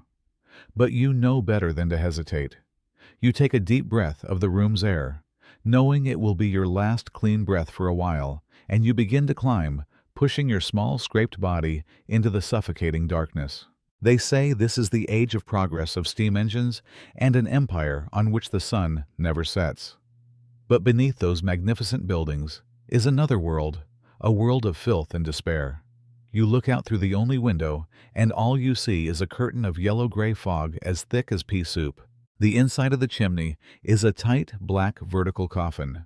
It is completely dark, and the only sound is your own ragged breathing and the scraping of your knees and elbows against the rough brick. The air is thick with soot, a fine, greasy powder that gets into your eyes, your mouth, your nose, and deep into your lungs.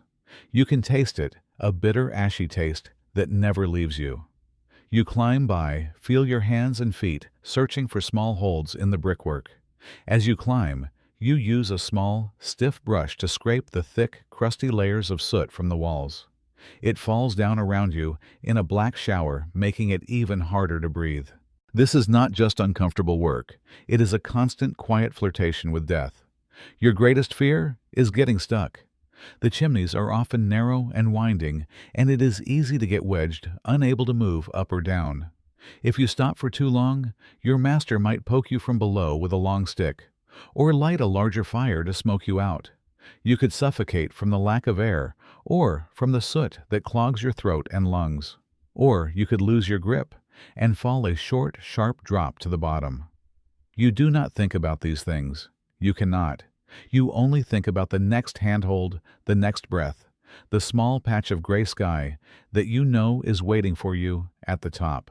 Finally, after what feels like an eternity of scraping and climbing in the darkness, you see it. A small circle of pale light above you. You have reached the top. You call down to your master, your voice a hoarse croak, and then you begin the slow, careful journey back down. You emerge from the fireplace into the grand room, a small, black creature covered from head to toe in soot, coughing up thick, black phlegm. The lady of the house turns her face away in disgust. Your master gives you a rough nod, and then it is on to the next house, to the next chimney to climb into the darkness all over again. You are a child, but your childhood is being spent in the dark, narrow, forgotten passages of the city. Your work does not happen in a factory or a chimney. Your workplace is the river, and your clock is the tide. When the great river Thames pulls back its curtain of gray water, it reveals its dark, foul-smelling secrets. This is your domain. You are a mudlark, a scavenger of the riverbed, and your shift begins at low tide. You walk towards the banks, not with the hope of finding beauty, but with the desperate need to find something, anything of value. The air is thick with the smell of sewage rot and the salty tang of the river. This is not a place for the faint of heart. This is a place for the desperate. You pull off your worn-out shoes, if you have any, and step into the mud. It is not sand. It is a thick, black, cold sludge that sucks at your feet and ankles, trying to pull you down. You sink up to your knees in some places, the icy cold of the mud seeping through your thin trousers, chilling you to the bone. The riverbed is a graveyard of the city's forgotten things. You see broken pieces of pottery, splintered wood from old boats, the bones of animals, and sometimes the bloated remains of a dog or a cat. The mud is a toxic soup of the city's waste, and every step is a gamble. A sharp piece of glass or a rusted piece of metal could slice your foot open, and a wound in this filth is almost a death sentence. You keep your eyes fixed on the ground, your gaze scanning every inch of the mud. You are not looking for gold or jewels. Your hopes are much more humble. You are searching for scraps of coal that have fallen from the barges, for old iron nails, for pieces of rope that can be sold to the junkmen. These are the treasures of the mudlark. You spend hours walking with your back bent, your fingers sifting through the cold, foul-smelling sludge. You compete with dozens of other mudlarks, mostly children like yourself, all with the same hungry, searching look in their eyes. There is no conversation, only the quiet, desperate focus of the hunt. After hours of searching, you find something. A few bent nails, a small piece of copper, and a length of thick, wet rope. It is not much, but it is enough. It is enough to buy a loaf of stale bread or a cup of hot, weak tea. This is the hope that keeps you coming back every day. The hope that the river will offer up something valuable, a lost coin, a silver spoon, a piece of treasure that will change your luck. Most days it does not. Most days you find nothing but mud and disappointment. But the possibility is always there, a faint glimmer of hope in the dark, stinking mud. The tide begins to turn, the water slowly creeping back up the banks, reclaiming its territory. This is your signal to leave. You climb out of the mud, your legs and clothes caked in a thick layer of cold black filth. You clutch your meager findings in your hand, a small, hard-won prize. You are cold, you are dirty, and you are exhausted. But you have survived another tide. You have pulled your day's wages from the river's forgotten trash. You are a treasure hunter in the city sewer, and tomorrow, when the tide goes out again, you will be back. You have lost everything. The factory laid you off. Your landlord has turned you out of your small damp room. You have sold your last few possessions for a crust of bread. There is nowhere left to go, no one left to turn to. And so, with a heart as heavy as stone, you walk toward the most feared building in all of London, the workhouse. It looks like a prison, with its high brick walls, barred windows, and a great imposing gate. To walk through that gate is to surrender the last thing you own, your freedom. It is the last resort of the desperate, a place where poverty is treated not as a misfortune, but as a crime. The moment you enter, you are stripped of your identity.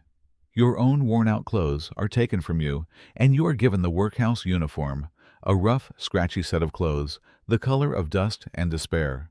Your name is written in a ledger, and you are given a number. You are no longer a person with a history, a family, a past. You are an inmate. If you entered with a wife or a child, you are separated from them. Families are broken apart here. Men go to one wing, women to another, children to a third. The silence is the first rule you learn. There is no idle chatter, no conversation, only the shuffling of feet and the quiet rhythmic sounds of monotonous labor. When this journey is over, you will understand the raw truth behind the glamour of one of the world's greatest cities. The work is not designed to be productive. It is designed to be punishing, a deterrent to keep you from ever wanting to return. You may spend your entire day in a cold stone room picking oakum, the tedious, painful task of unraveling old tarred ropes until your fingers are raw and bleeding. Or you may be sent to the yard to break stones with a heavy hammer, a back-breaking, mind-numbing labor that serves no purpose other than to exhaust you. You work in silence under the watchful eye of an overseer who walks with a cane and a look of cold disapproval. The hours are long, the work is endless, and the only thing you have to look forward to is the meal. But the meal is its own special kind of cruelty. You line up in the great bare dining hall, the sound of hundreds of wooden bowls and spoons scraping against the long tables, the only noise.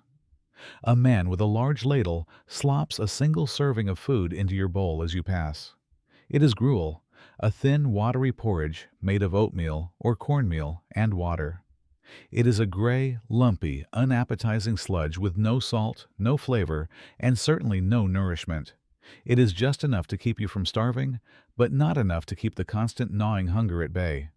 You eat it quickly, silently, your stomach aching for more. One day, you see a small boy at the end of your table, no older than 8. He finishes his small portion of gruel, and then, driven by a hunger that is stronger than his fear, he does the unthinkable. He stands up, walks to the overseer, holds out his empty bowl, and whispers, "Please, sir, I want some more." A shocked silence falls over the entire hall. The overseer stares down at the boy, his face a mask of cold fury. In this place, to ask for more is not a request. It is an act of rebellion. And in this small, desperate act, you see a flicker of the human spirit that even this place cannot entirely extinguish. You are thirsty. It is a deep, primal thirst that comes from a long day of sweating in the factory, of breathing in soot and dust. You walk towards the river, the mighty Thames, the great artery of London. But you do not go there to drink. You go there to look at the water and to feel a profound sense of despair. The river is a thick, brown, sluggish soup. It is the city's toilet, its industrial dump, and its graveyard. Raw sewage from hundreds of thousands of homes flows directly into it. Waste from the tanneries, the slaughterhouses, and the chemical factories adds its own foul contribution. The runoff from the streets, a rich blend of horse manure and rotting garbage, trickles down the gutters and into the river. On a hot day, the smell is so overwhelming that it feels like a physical presence, a great stink that can be smelled for miles. Your only other option for water is the communal pump on your street. You wait in a long line with your neighbors, a bucket in your hand. The pump is made of iron, and its handle is worn smooth by 1,000 hands. The water that comes out looks clear enough, but you know it carries invisible dangers. The pumps draw water from shallow wells that are often located just feet away from overflowing cesspits and graveyards. The filth of the city seeps into the ground, into the water table, into the very water you must drink to survive. Every sip is a gamble, a game of chance with a disease that has no cure. You have seen what this water can do. You have seen the terror of cholera. It strikes without warning. A neighbor is healthy in the morning, sharing a joke with you in the street.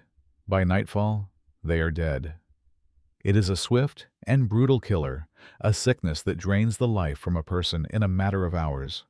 You have seen entire families wiped out in a week, their rooms sealed shut, a crude cross painted on the door as a warning. The doctors do not know what causes it. They blame bad air or miasma.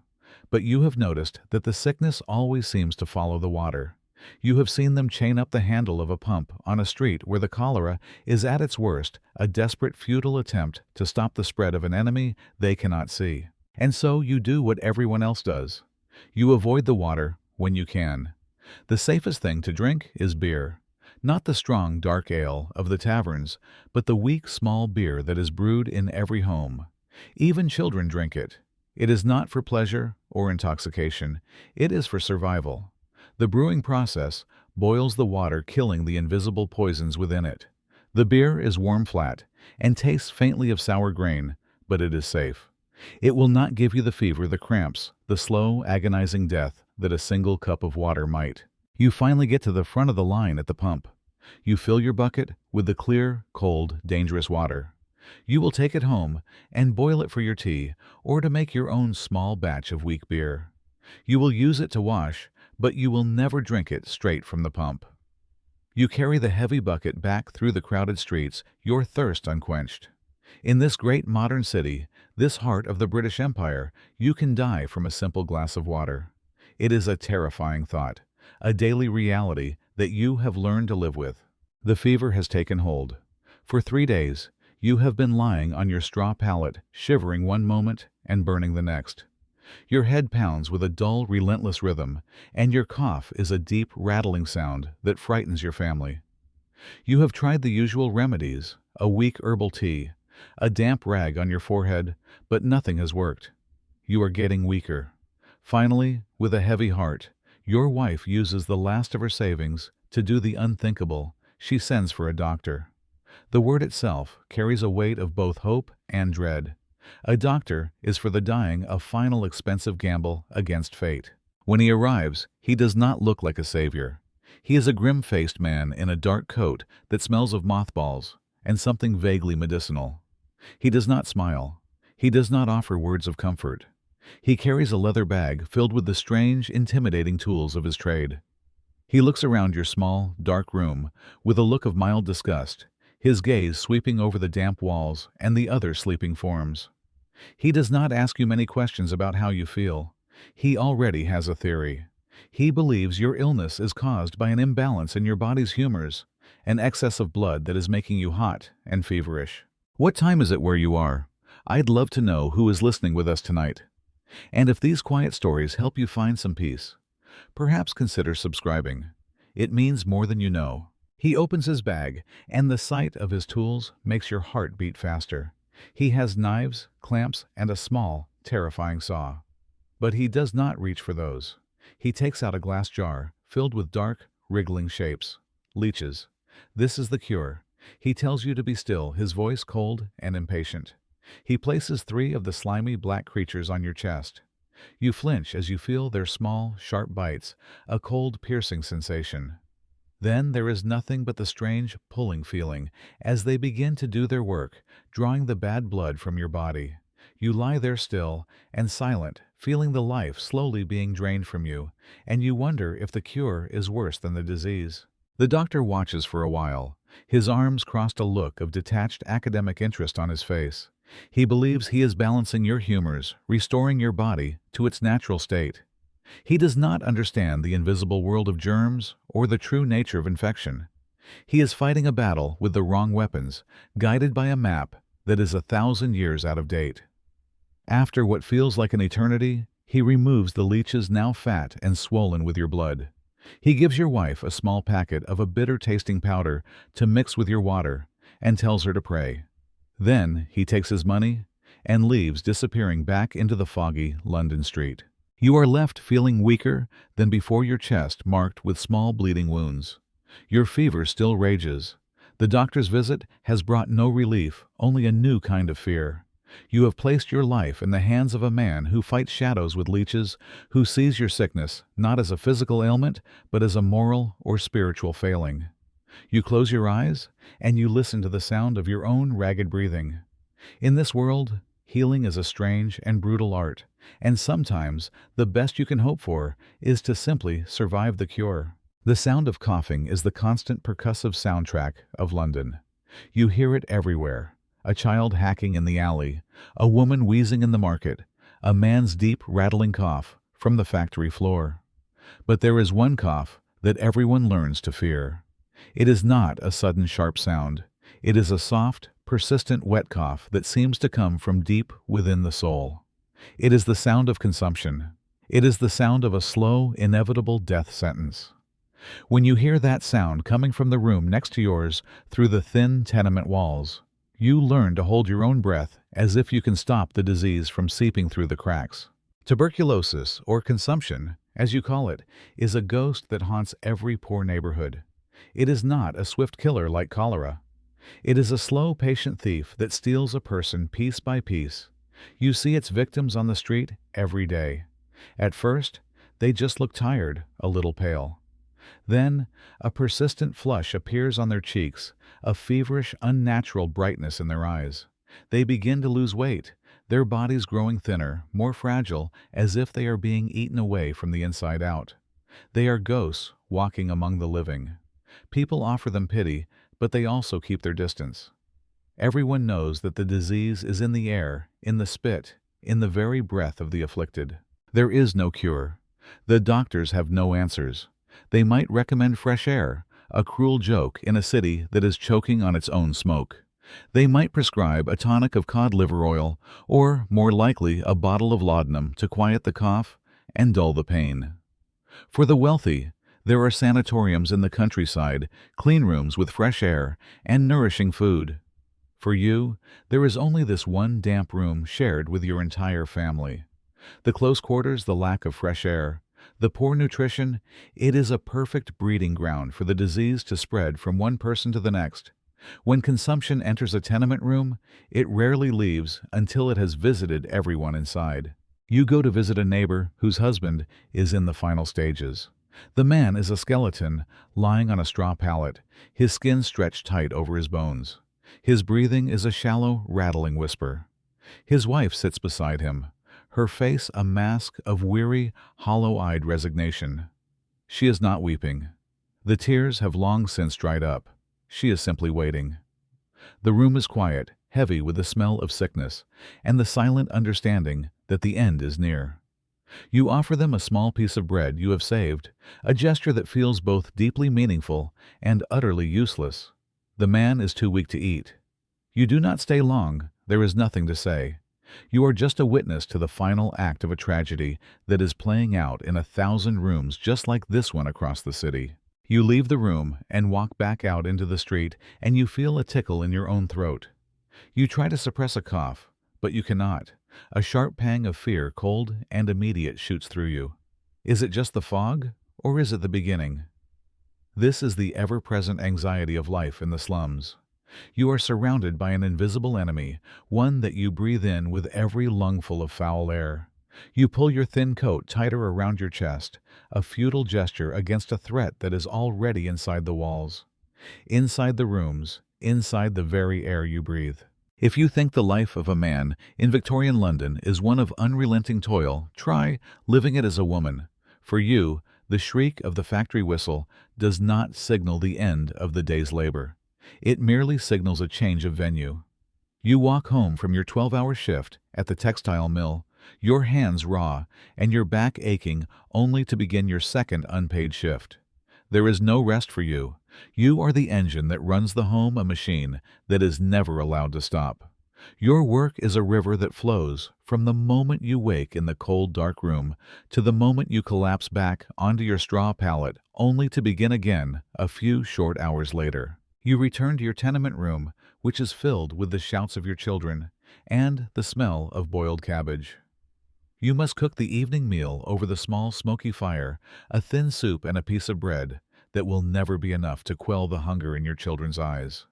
Before that, you must fetch the water, a back-breaking task that involves carrying heavy buckets up several flights of rickety stairs. After the meal, you must wash the few dishes you own in a basin of cold, greasy water. Then, by the flickering light of a single tallow candle, you begin to mend the family's clothes. You stitch up a tear in your husband's shirt. You patch a hole in your son's trousers. Your eyes burn from the poor light, and your fingers are stiff and sore, but you continue. The work is never done. Now dim the lights. Let your body sink into the mattress. Maybe turn on a fan for that gentle hum. To earn a few extra pennies, you take in laundry from a wealthier family. This is brutal physical labor. You spend hours hunched over a large wooden tub, scrubbing other people's linens with harsh lye soap that leaves your hands cracked and bleeding. You boil the clothes in a heavy pot to get out the worst of the grime, the steam filling your one small room and making the damp walls sweat. You wring out the heavy wet sheets until your arms feel as though they will break. Then, you must find a place to hang them to dry a network of ropes strung across your already crowded room, where they will hang for days, smelling of soap and dampness blocking out what little light comes through the single window. On top of all this, you are a mother. You must care for your children. You nurse the baby, your own body weak from lack of food. You soothe the toddler who is coughing with a fever, praying it is not the beginning of consumption. You try to keep your older children out of the dangerous streets, and you face the constant terrifying gamble of childbirth. With no proper medical care and no understanding of germs, bringing a new life into the world is often a death sentence for the mother, the child, or both. You have already buried two. You know the odds. This is your world, a world of constant overlapping, unending labor. You are the cook, the cleaner, the laundress, the nurse, the mother, and often a factory worker as well. Your work is not celebrated. It is not recorded. It is simply expected. You are the silent, unseen foundation upon which this great roaring city is built. You fall into a fitful sleep, the cries of your baby, your only lullaby, knowing that you must rise before the sun to do it all over again. You are a woman in Victorian London, and your work is never, ever done. In this city of desperate survival, honest work is a slow and grueling path to an early grave. But there is another path, a quicker one, a path that requires a different kind of skill. It is the path of crime, and it is a thriving industry in the crowded, chaotic streets of London. You see it every day, the quiet, almost invisible dance of the pickpocket. They are ghosts in the crowd, their movements so swift and subtle that you would never notice them unless you knew what to look for. And often they are children. You watch a small boy, no older than 10, his face a mask of practiced innocence, weave his way through the bustling market. He is a member of a gang meurtrier, a small, tight-knit family of thieves, run by an older, more experienced criminal. He is not just a boy, he is a professional. He bumps into a well-dressed gentleman pretending to trip. "So sorry, sir," he says, his voice small and contrite. The gentleman, annoyed but unsuspecting, pats the boy on the head and moves on, completely unaware that his silver pocket watch is no longer in his waistcoat pocket. The boy disappears back into the crowd, melting away like a shadow, the watch already passed to another member of his gang. It is a seamless, silent performance. These children are not playing a game. This is their work. They are taught the art of distraction, of misdirection, of the light, quick touch that can lift a purse or a handkerchief without a sound. They learn the anatomy of a crowd, where to stand when to move, how to use the noise and chaos as a cover for their silent, illegal craft. They are often barefoot, their small, nimble feet, allowing them to move quickly and quietly through the streets. They are masters of their environment, their senses sharpened by a life of constant risk and reward. They know every alley, every shortcut, every place to hide when the constable comes sniffing around. The risk, of course, is enormous. If a pickpocket is caught, the crowd itself often becomes the judge and jury. A cry of "Stop thief" can turn a busy street into a scene of violent mob justice. The child might be beaten, kicked, and left bleeding in the gutter before the police even arrive. And if they are arrested, the punishment is brutal. A child caught stealing could be flogged, imprisoned in the horrifying conditions of Newgate, or even transported to a penal colony in Australia, a sentence from which they would likely never return. And yet, they continue. Because for many of these children, a life of crime is not a choice. It is a necessity. They are orphans, runaways, children abandoned by families who could no longer afford to feed them. The gang is the only family they have. The stolen pennies are the only food they will eat. You watch the small boy hand the stolen watch to his master, who gives him a rough nod and a single stale piece of bread in return. The boy eats it quickly, his eyes already scanning the crowd for his next target. This is the grim, silent ballet of the London streets, a dance of desperation where a child's quick fingers are the only thing standing between them and starvation. As dusk settles over London, a new kind of magic begins, one that is both beautiful and treacherous. The gray light of day does not fade into a soft twilight. It is chased away by the sudden hissing birth of the gas lamps. You see the lamplighters making their rounds, their long poles tipped with a small flame touching each lamppost one by one. With a soft pop and a hiss, a flickering yellow light ignites, casting a weak but steady glow against the encroaching darkness. All across the city, these small man-made suns come to life, lining the main streets and squares in a grid of artificial daylight. But this light does not bring true clarity. It brings a new kind of mystery. The light from the gas lamps is not the clean white light of the modern world.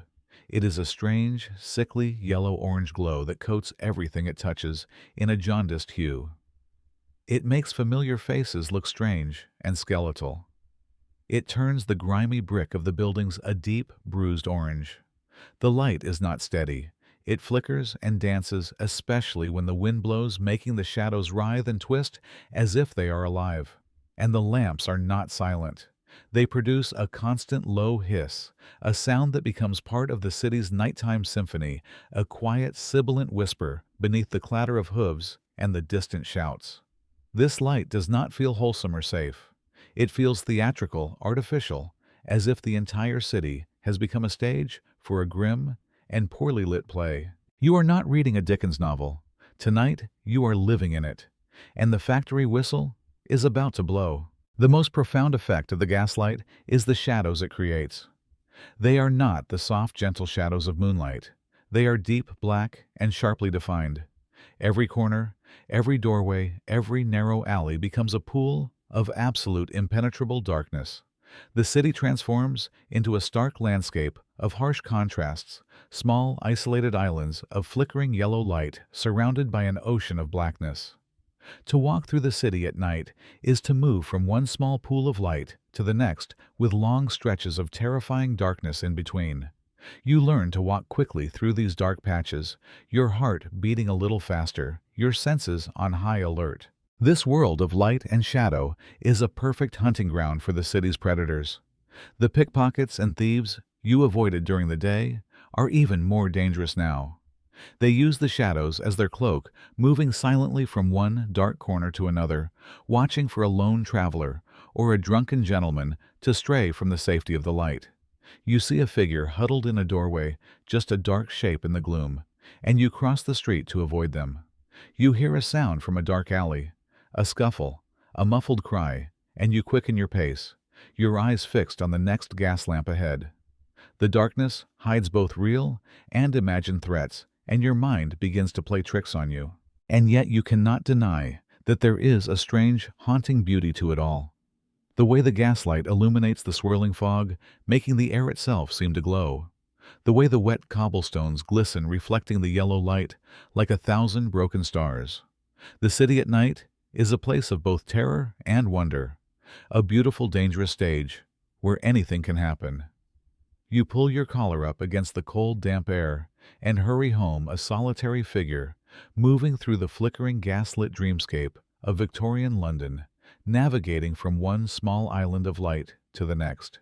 In a life measured by the shriek of the factory whistle and the weight of a few pennies in your pocket, escape is the rarest and most precious of commodities. You cannot afford a ticket to the grand theaters. The leather-bound books in the shop windows are for another class of person entirely. But there is one small illicit pleasure you can sometimes afford, a treasure that costs just a single penny. It is a thin, poorly printed booklet, its cover adorned with a lurid illustration of a villain with a curling mustache or a woman fainting in a dark alley. This is a penny dreadful, and it is your only ticket out of this world. You buy it from a street vendor whose stall is piled high with the small, sensational pamphlets. You tuck it carefully into your coat pocket, guarding it through the long afternoon. You do not read it on the street or in the factory. It is a private pleasure, something to be savored in the quiet of the night.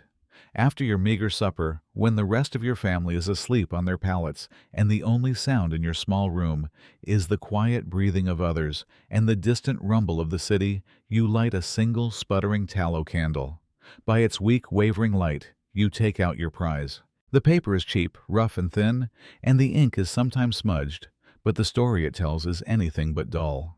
You are pulled immediately into a world of gothic horror, of dashing highwaymen, of vengeful ghosts, and of detectives who move through the same foggy London streets as you, but with a sense of purpose and adventure you can only dream of. The stories are filled with cliffhangers and shocking revelations designed to make you buy the next installment next week. For a few precious minutes, you are no longer a worker in a noisy factory, no longer a resident of a cold, damp room. You are in a haunted mansion, or on the trail of a murderer, or uncovering a secret society. These stories are not high art. They are cheap, sensational, and designed to make your heart pound, and that is why you love them. They are a jolt of life, a splash of vibrant, impossible color in your gray, monotonous existence. They are a confirmation that even in a world so full of real grinding horror, there is still a place for the thrilling, imagined kind.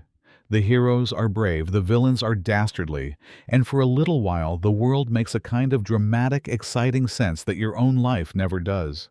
It is a powerful form of escapism, a way to leave your own body and your own troubles behind.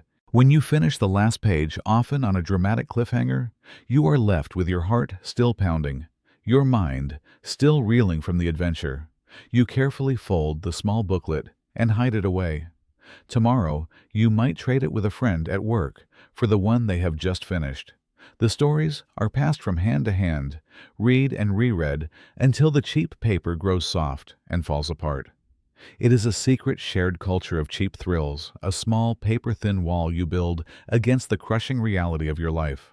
You blow out the candle, plunging the room back into darkness, but in your mind, the story still glows. Some nights, the weight of your life is too much to bear. The endless work, the gnawing hunger, the damp cold that has settled deep in your bones. It all becomes a single crushing burden. A penny dreadful can offer a temporary escape for the mind, but sometimes you crave an escape for the body. You need something to numb the ache, to quiet the noise, to make the world disappear, if only for an hour. On these nights, you find yourself walking toward the brightest, loudest, and most dangerous light on your street, the Gin Palace. It is a place of beautiful, cheap oblivion, and it is calling your name. Unlike the dark, cozy taverns of old, the Gin Palace is a modern marvel of dazzling, deceptive beauty. It is ablaze with gaslight, its ornate mirrors reflecting the light 100 times over, making the room feel vast and impossibly bright. The counters are long and polished. The fixtures are brass, and the whole place hums with a loud, chaotic energy. It is a stark, glittering contrast to the filthy, fog-shrouded streets outside. This glamour is intentional. It is a trap designed to lure you in from the gray misery of your life with a promise of warmth, light, and a brief, intoxicating taste of luxury. You open your eyes, and the first thing you see is your brother's foot inches from your face. You are in the one room your family calls home. It is not a bedroom or a living room. It is simply, you push your way through the crowd to the bar. You do not ask for ale or beer. You ask for gin.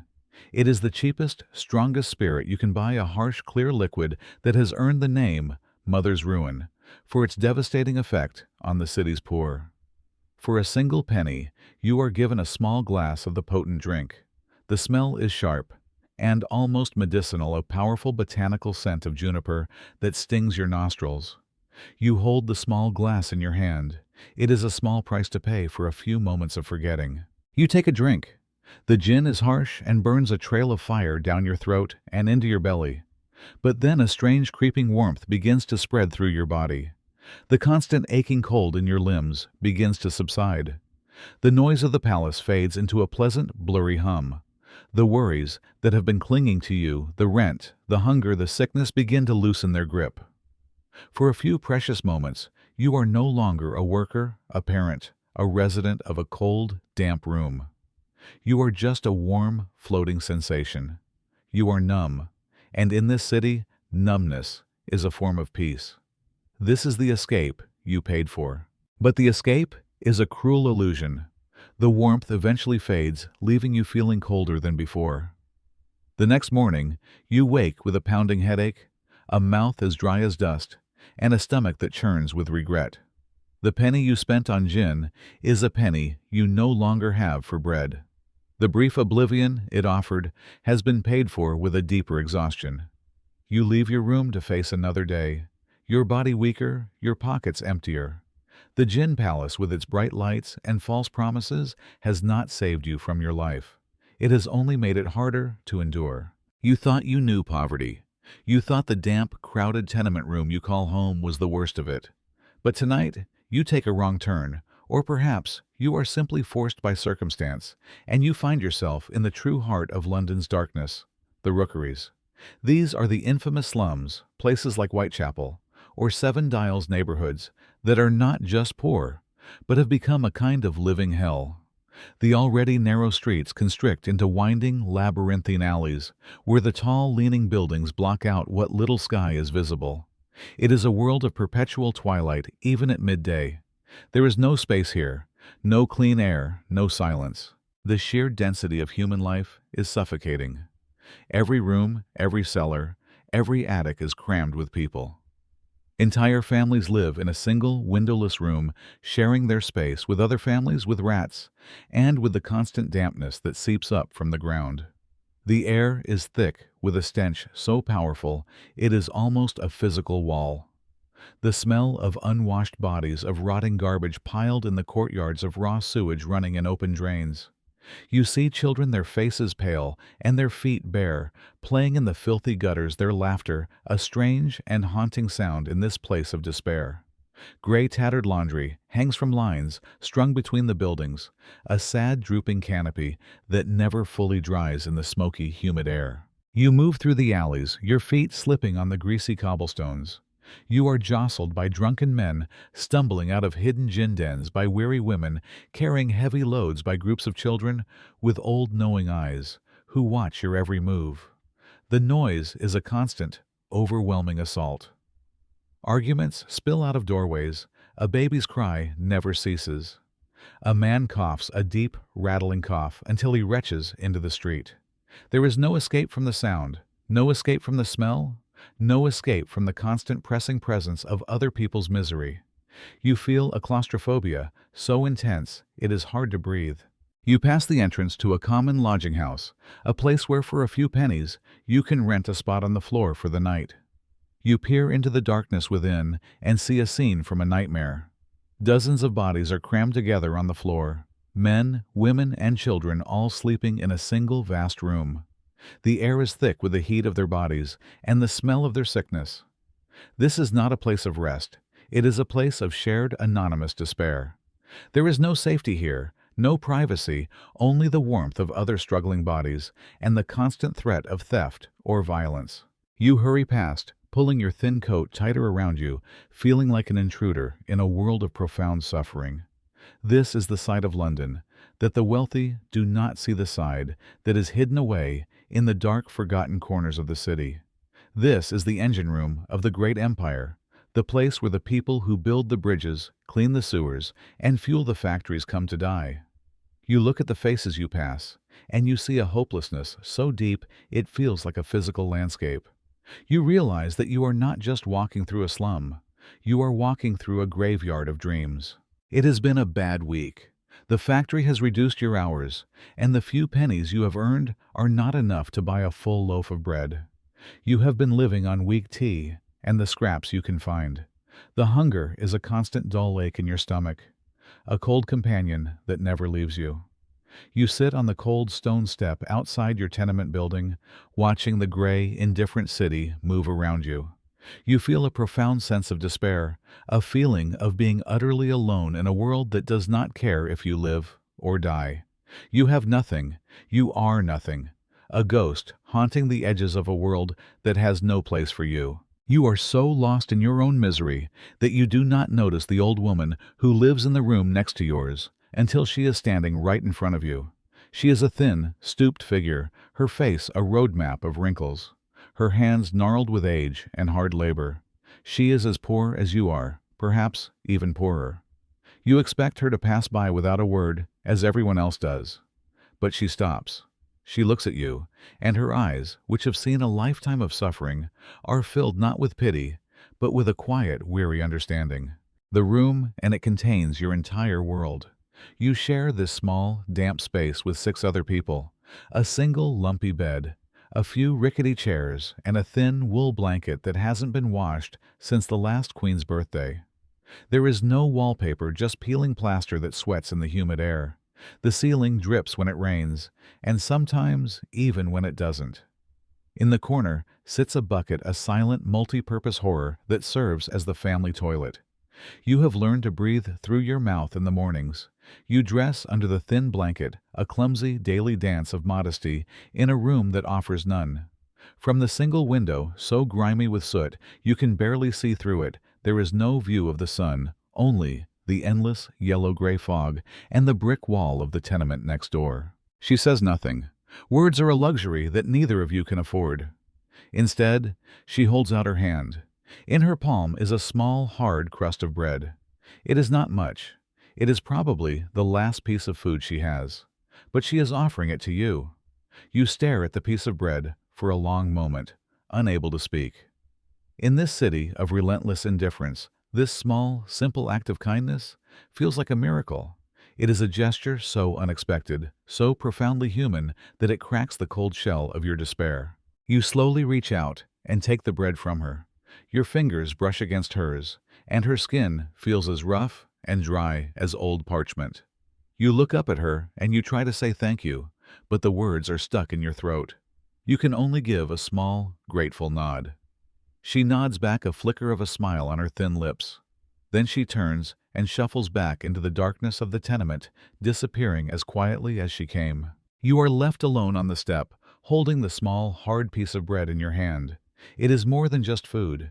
It is a connection. It is a sign that even here, in this place of profound suffering and loneliness, you are not entirely alone. There is another soul who sees your hunger, who understands your pain, and who is willing to share the little they have. You take a bite of the bread. It is stale and dry, but it is the most delicious thing you have ever tasted. It is the taste of kindness. It is the taste of hope. And for a few precious moments, the cold gray city feels a little bit warmer, a little bit brighter. You have been given a gift, not of bread, but of shared humanity. And in this moment, it is enough to keep you going. Death is a constant, quiet neighbor in your tenement building. This week, it paid a visit to the old woman who lived down the hall, the one who gave you the crust of bread. There was no grand announcement, no black wreath hung on the door. Her room simply fell silent. The coughing that you had grown so used to hearing through the thin walls ceased. Her absence is a small, quiet hole in the fabric of the building, a silence that is heavier than any noise. You know what has happened. In this part of London, people do not move away to the countryside. They simply vanish. A few days later, you watch from your window as they take her away. There is no grand funeral procession, no horse-drawn hearse with black plumes. There is only a simple, rough-hewn pine box carried down the narrow stairs by 2 grim-faced men from the parish. The coffin is loaded onto a small handcart. It is a pauper's funeral. Her family, if she had any, could not afford a proper burial plot or a headstone. She is destined for a common grave, a final anonymous resting place among the countless other forgotten souls consumed by the city. You decide in a quiet moment of respect for her one act of kindness to follow. You trail the handcart at a distance as it makes its way through the bustling streets. The city does not stop for this small, sad procession. Carts rattle past, people shout and laugh. No one gives the simple pine box a second glance. Death is so common here that it has become invisible. This old woman's entire life, her struggles, her small moments of joy and kindness, is now reduced to an inconvenient piece of cargo being pushed through the indifferent crowds. You are the only mourner, a silent, solitary witness to the end of a life that the world has already forgotten. You arrive at the graveyard. It is an overcrowded, chaotic city of the dead with leaning headstones packed so tightly together There is barely room to walk. The air is heavy with the smell of damp earth and decay. Her destination is a large open pit, in the corner of the yard, the common grave. There are other simple coffins already in it. A priest says a few quick, tired words, his voice barely audible over the constant roar of the city. Then the two men lower her pine box into the pit. The sound of the wood hitting the other coffins is a dull, hollow thud. The gravediggers begin to shovel dirt into the pit, the sound heavy and final. There will be no stone to mark her passing, no name carved to say she was ever here.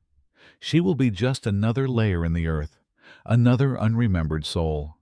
You stand there for a moment after the gravediggers have finished the silence of the graveyard, a stark contrast to the life of the city just beyond the walls.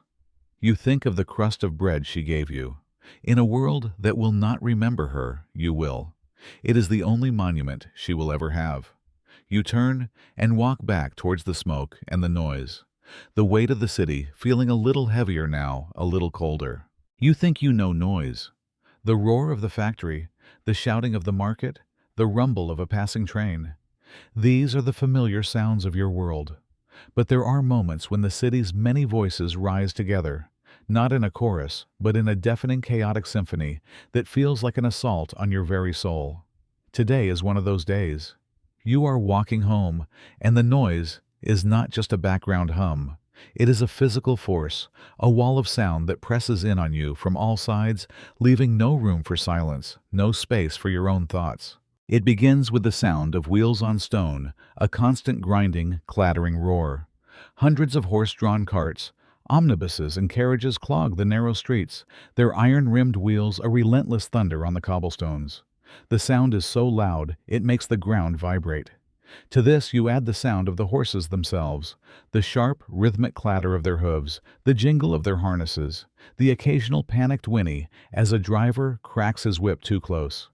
It is the sound of a city in constant frantic motion, a river of iron and horseflesh that never stops flowing.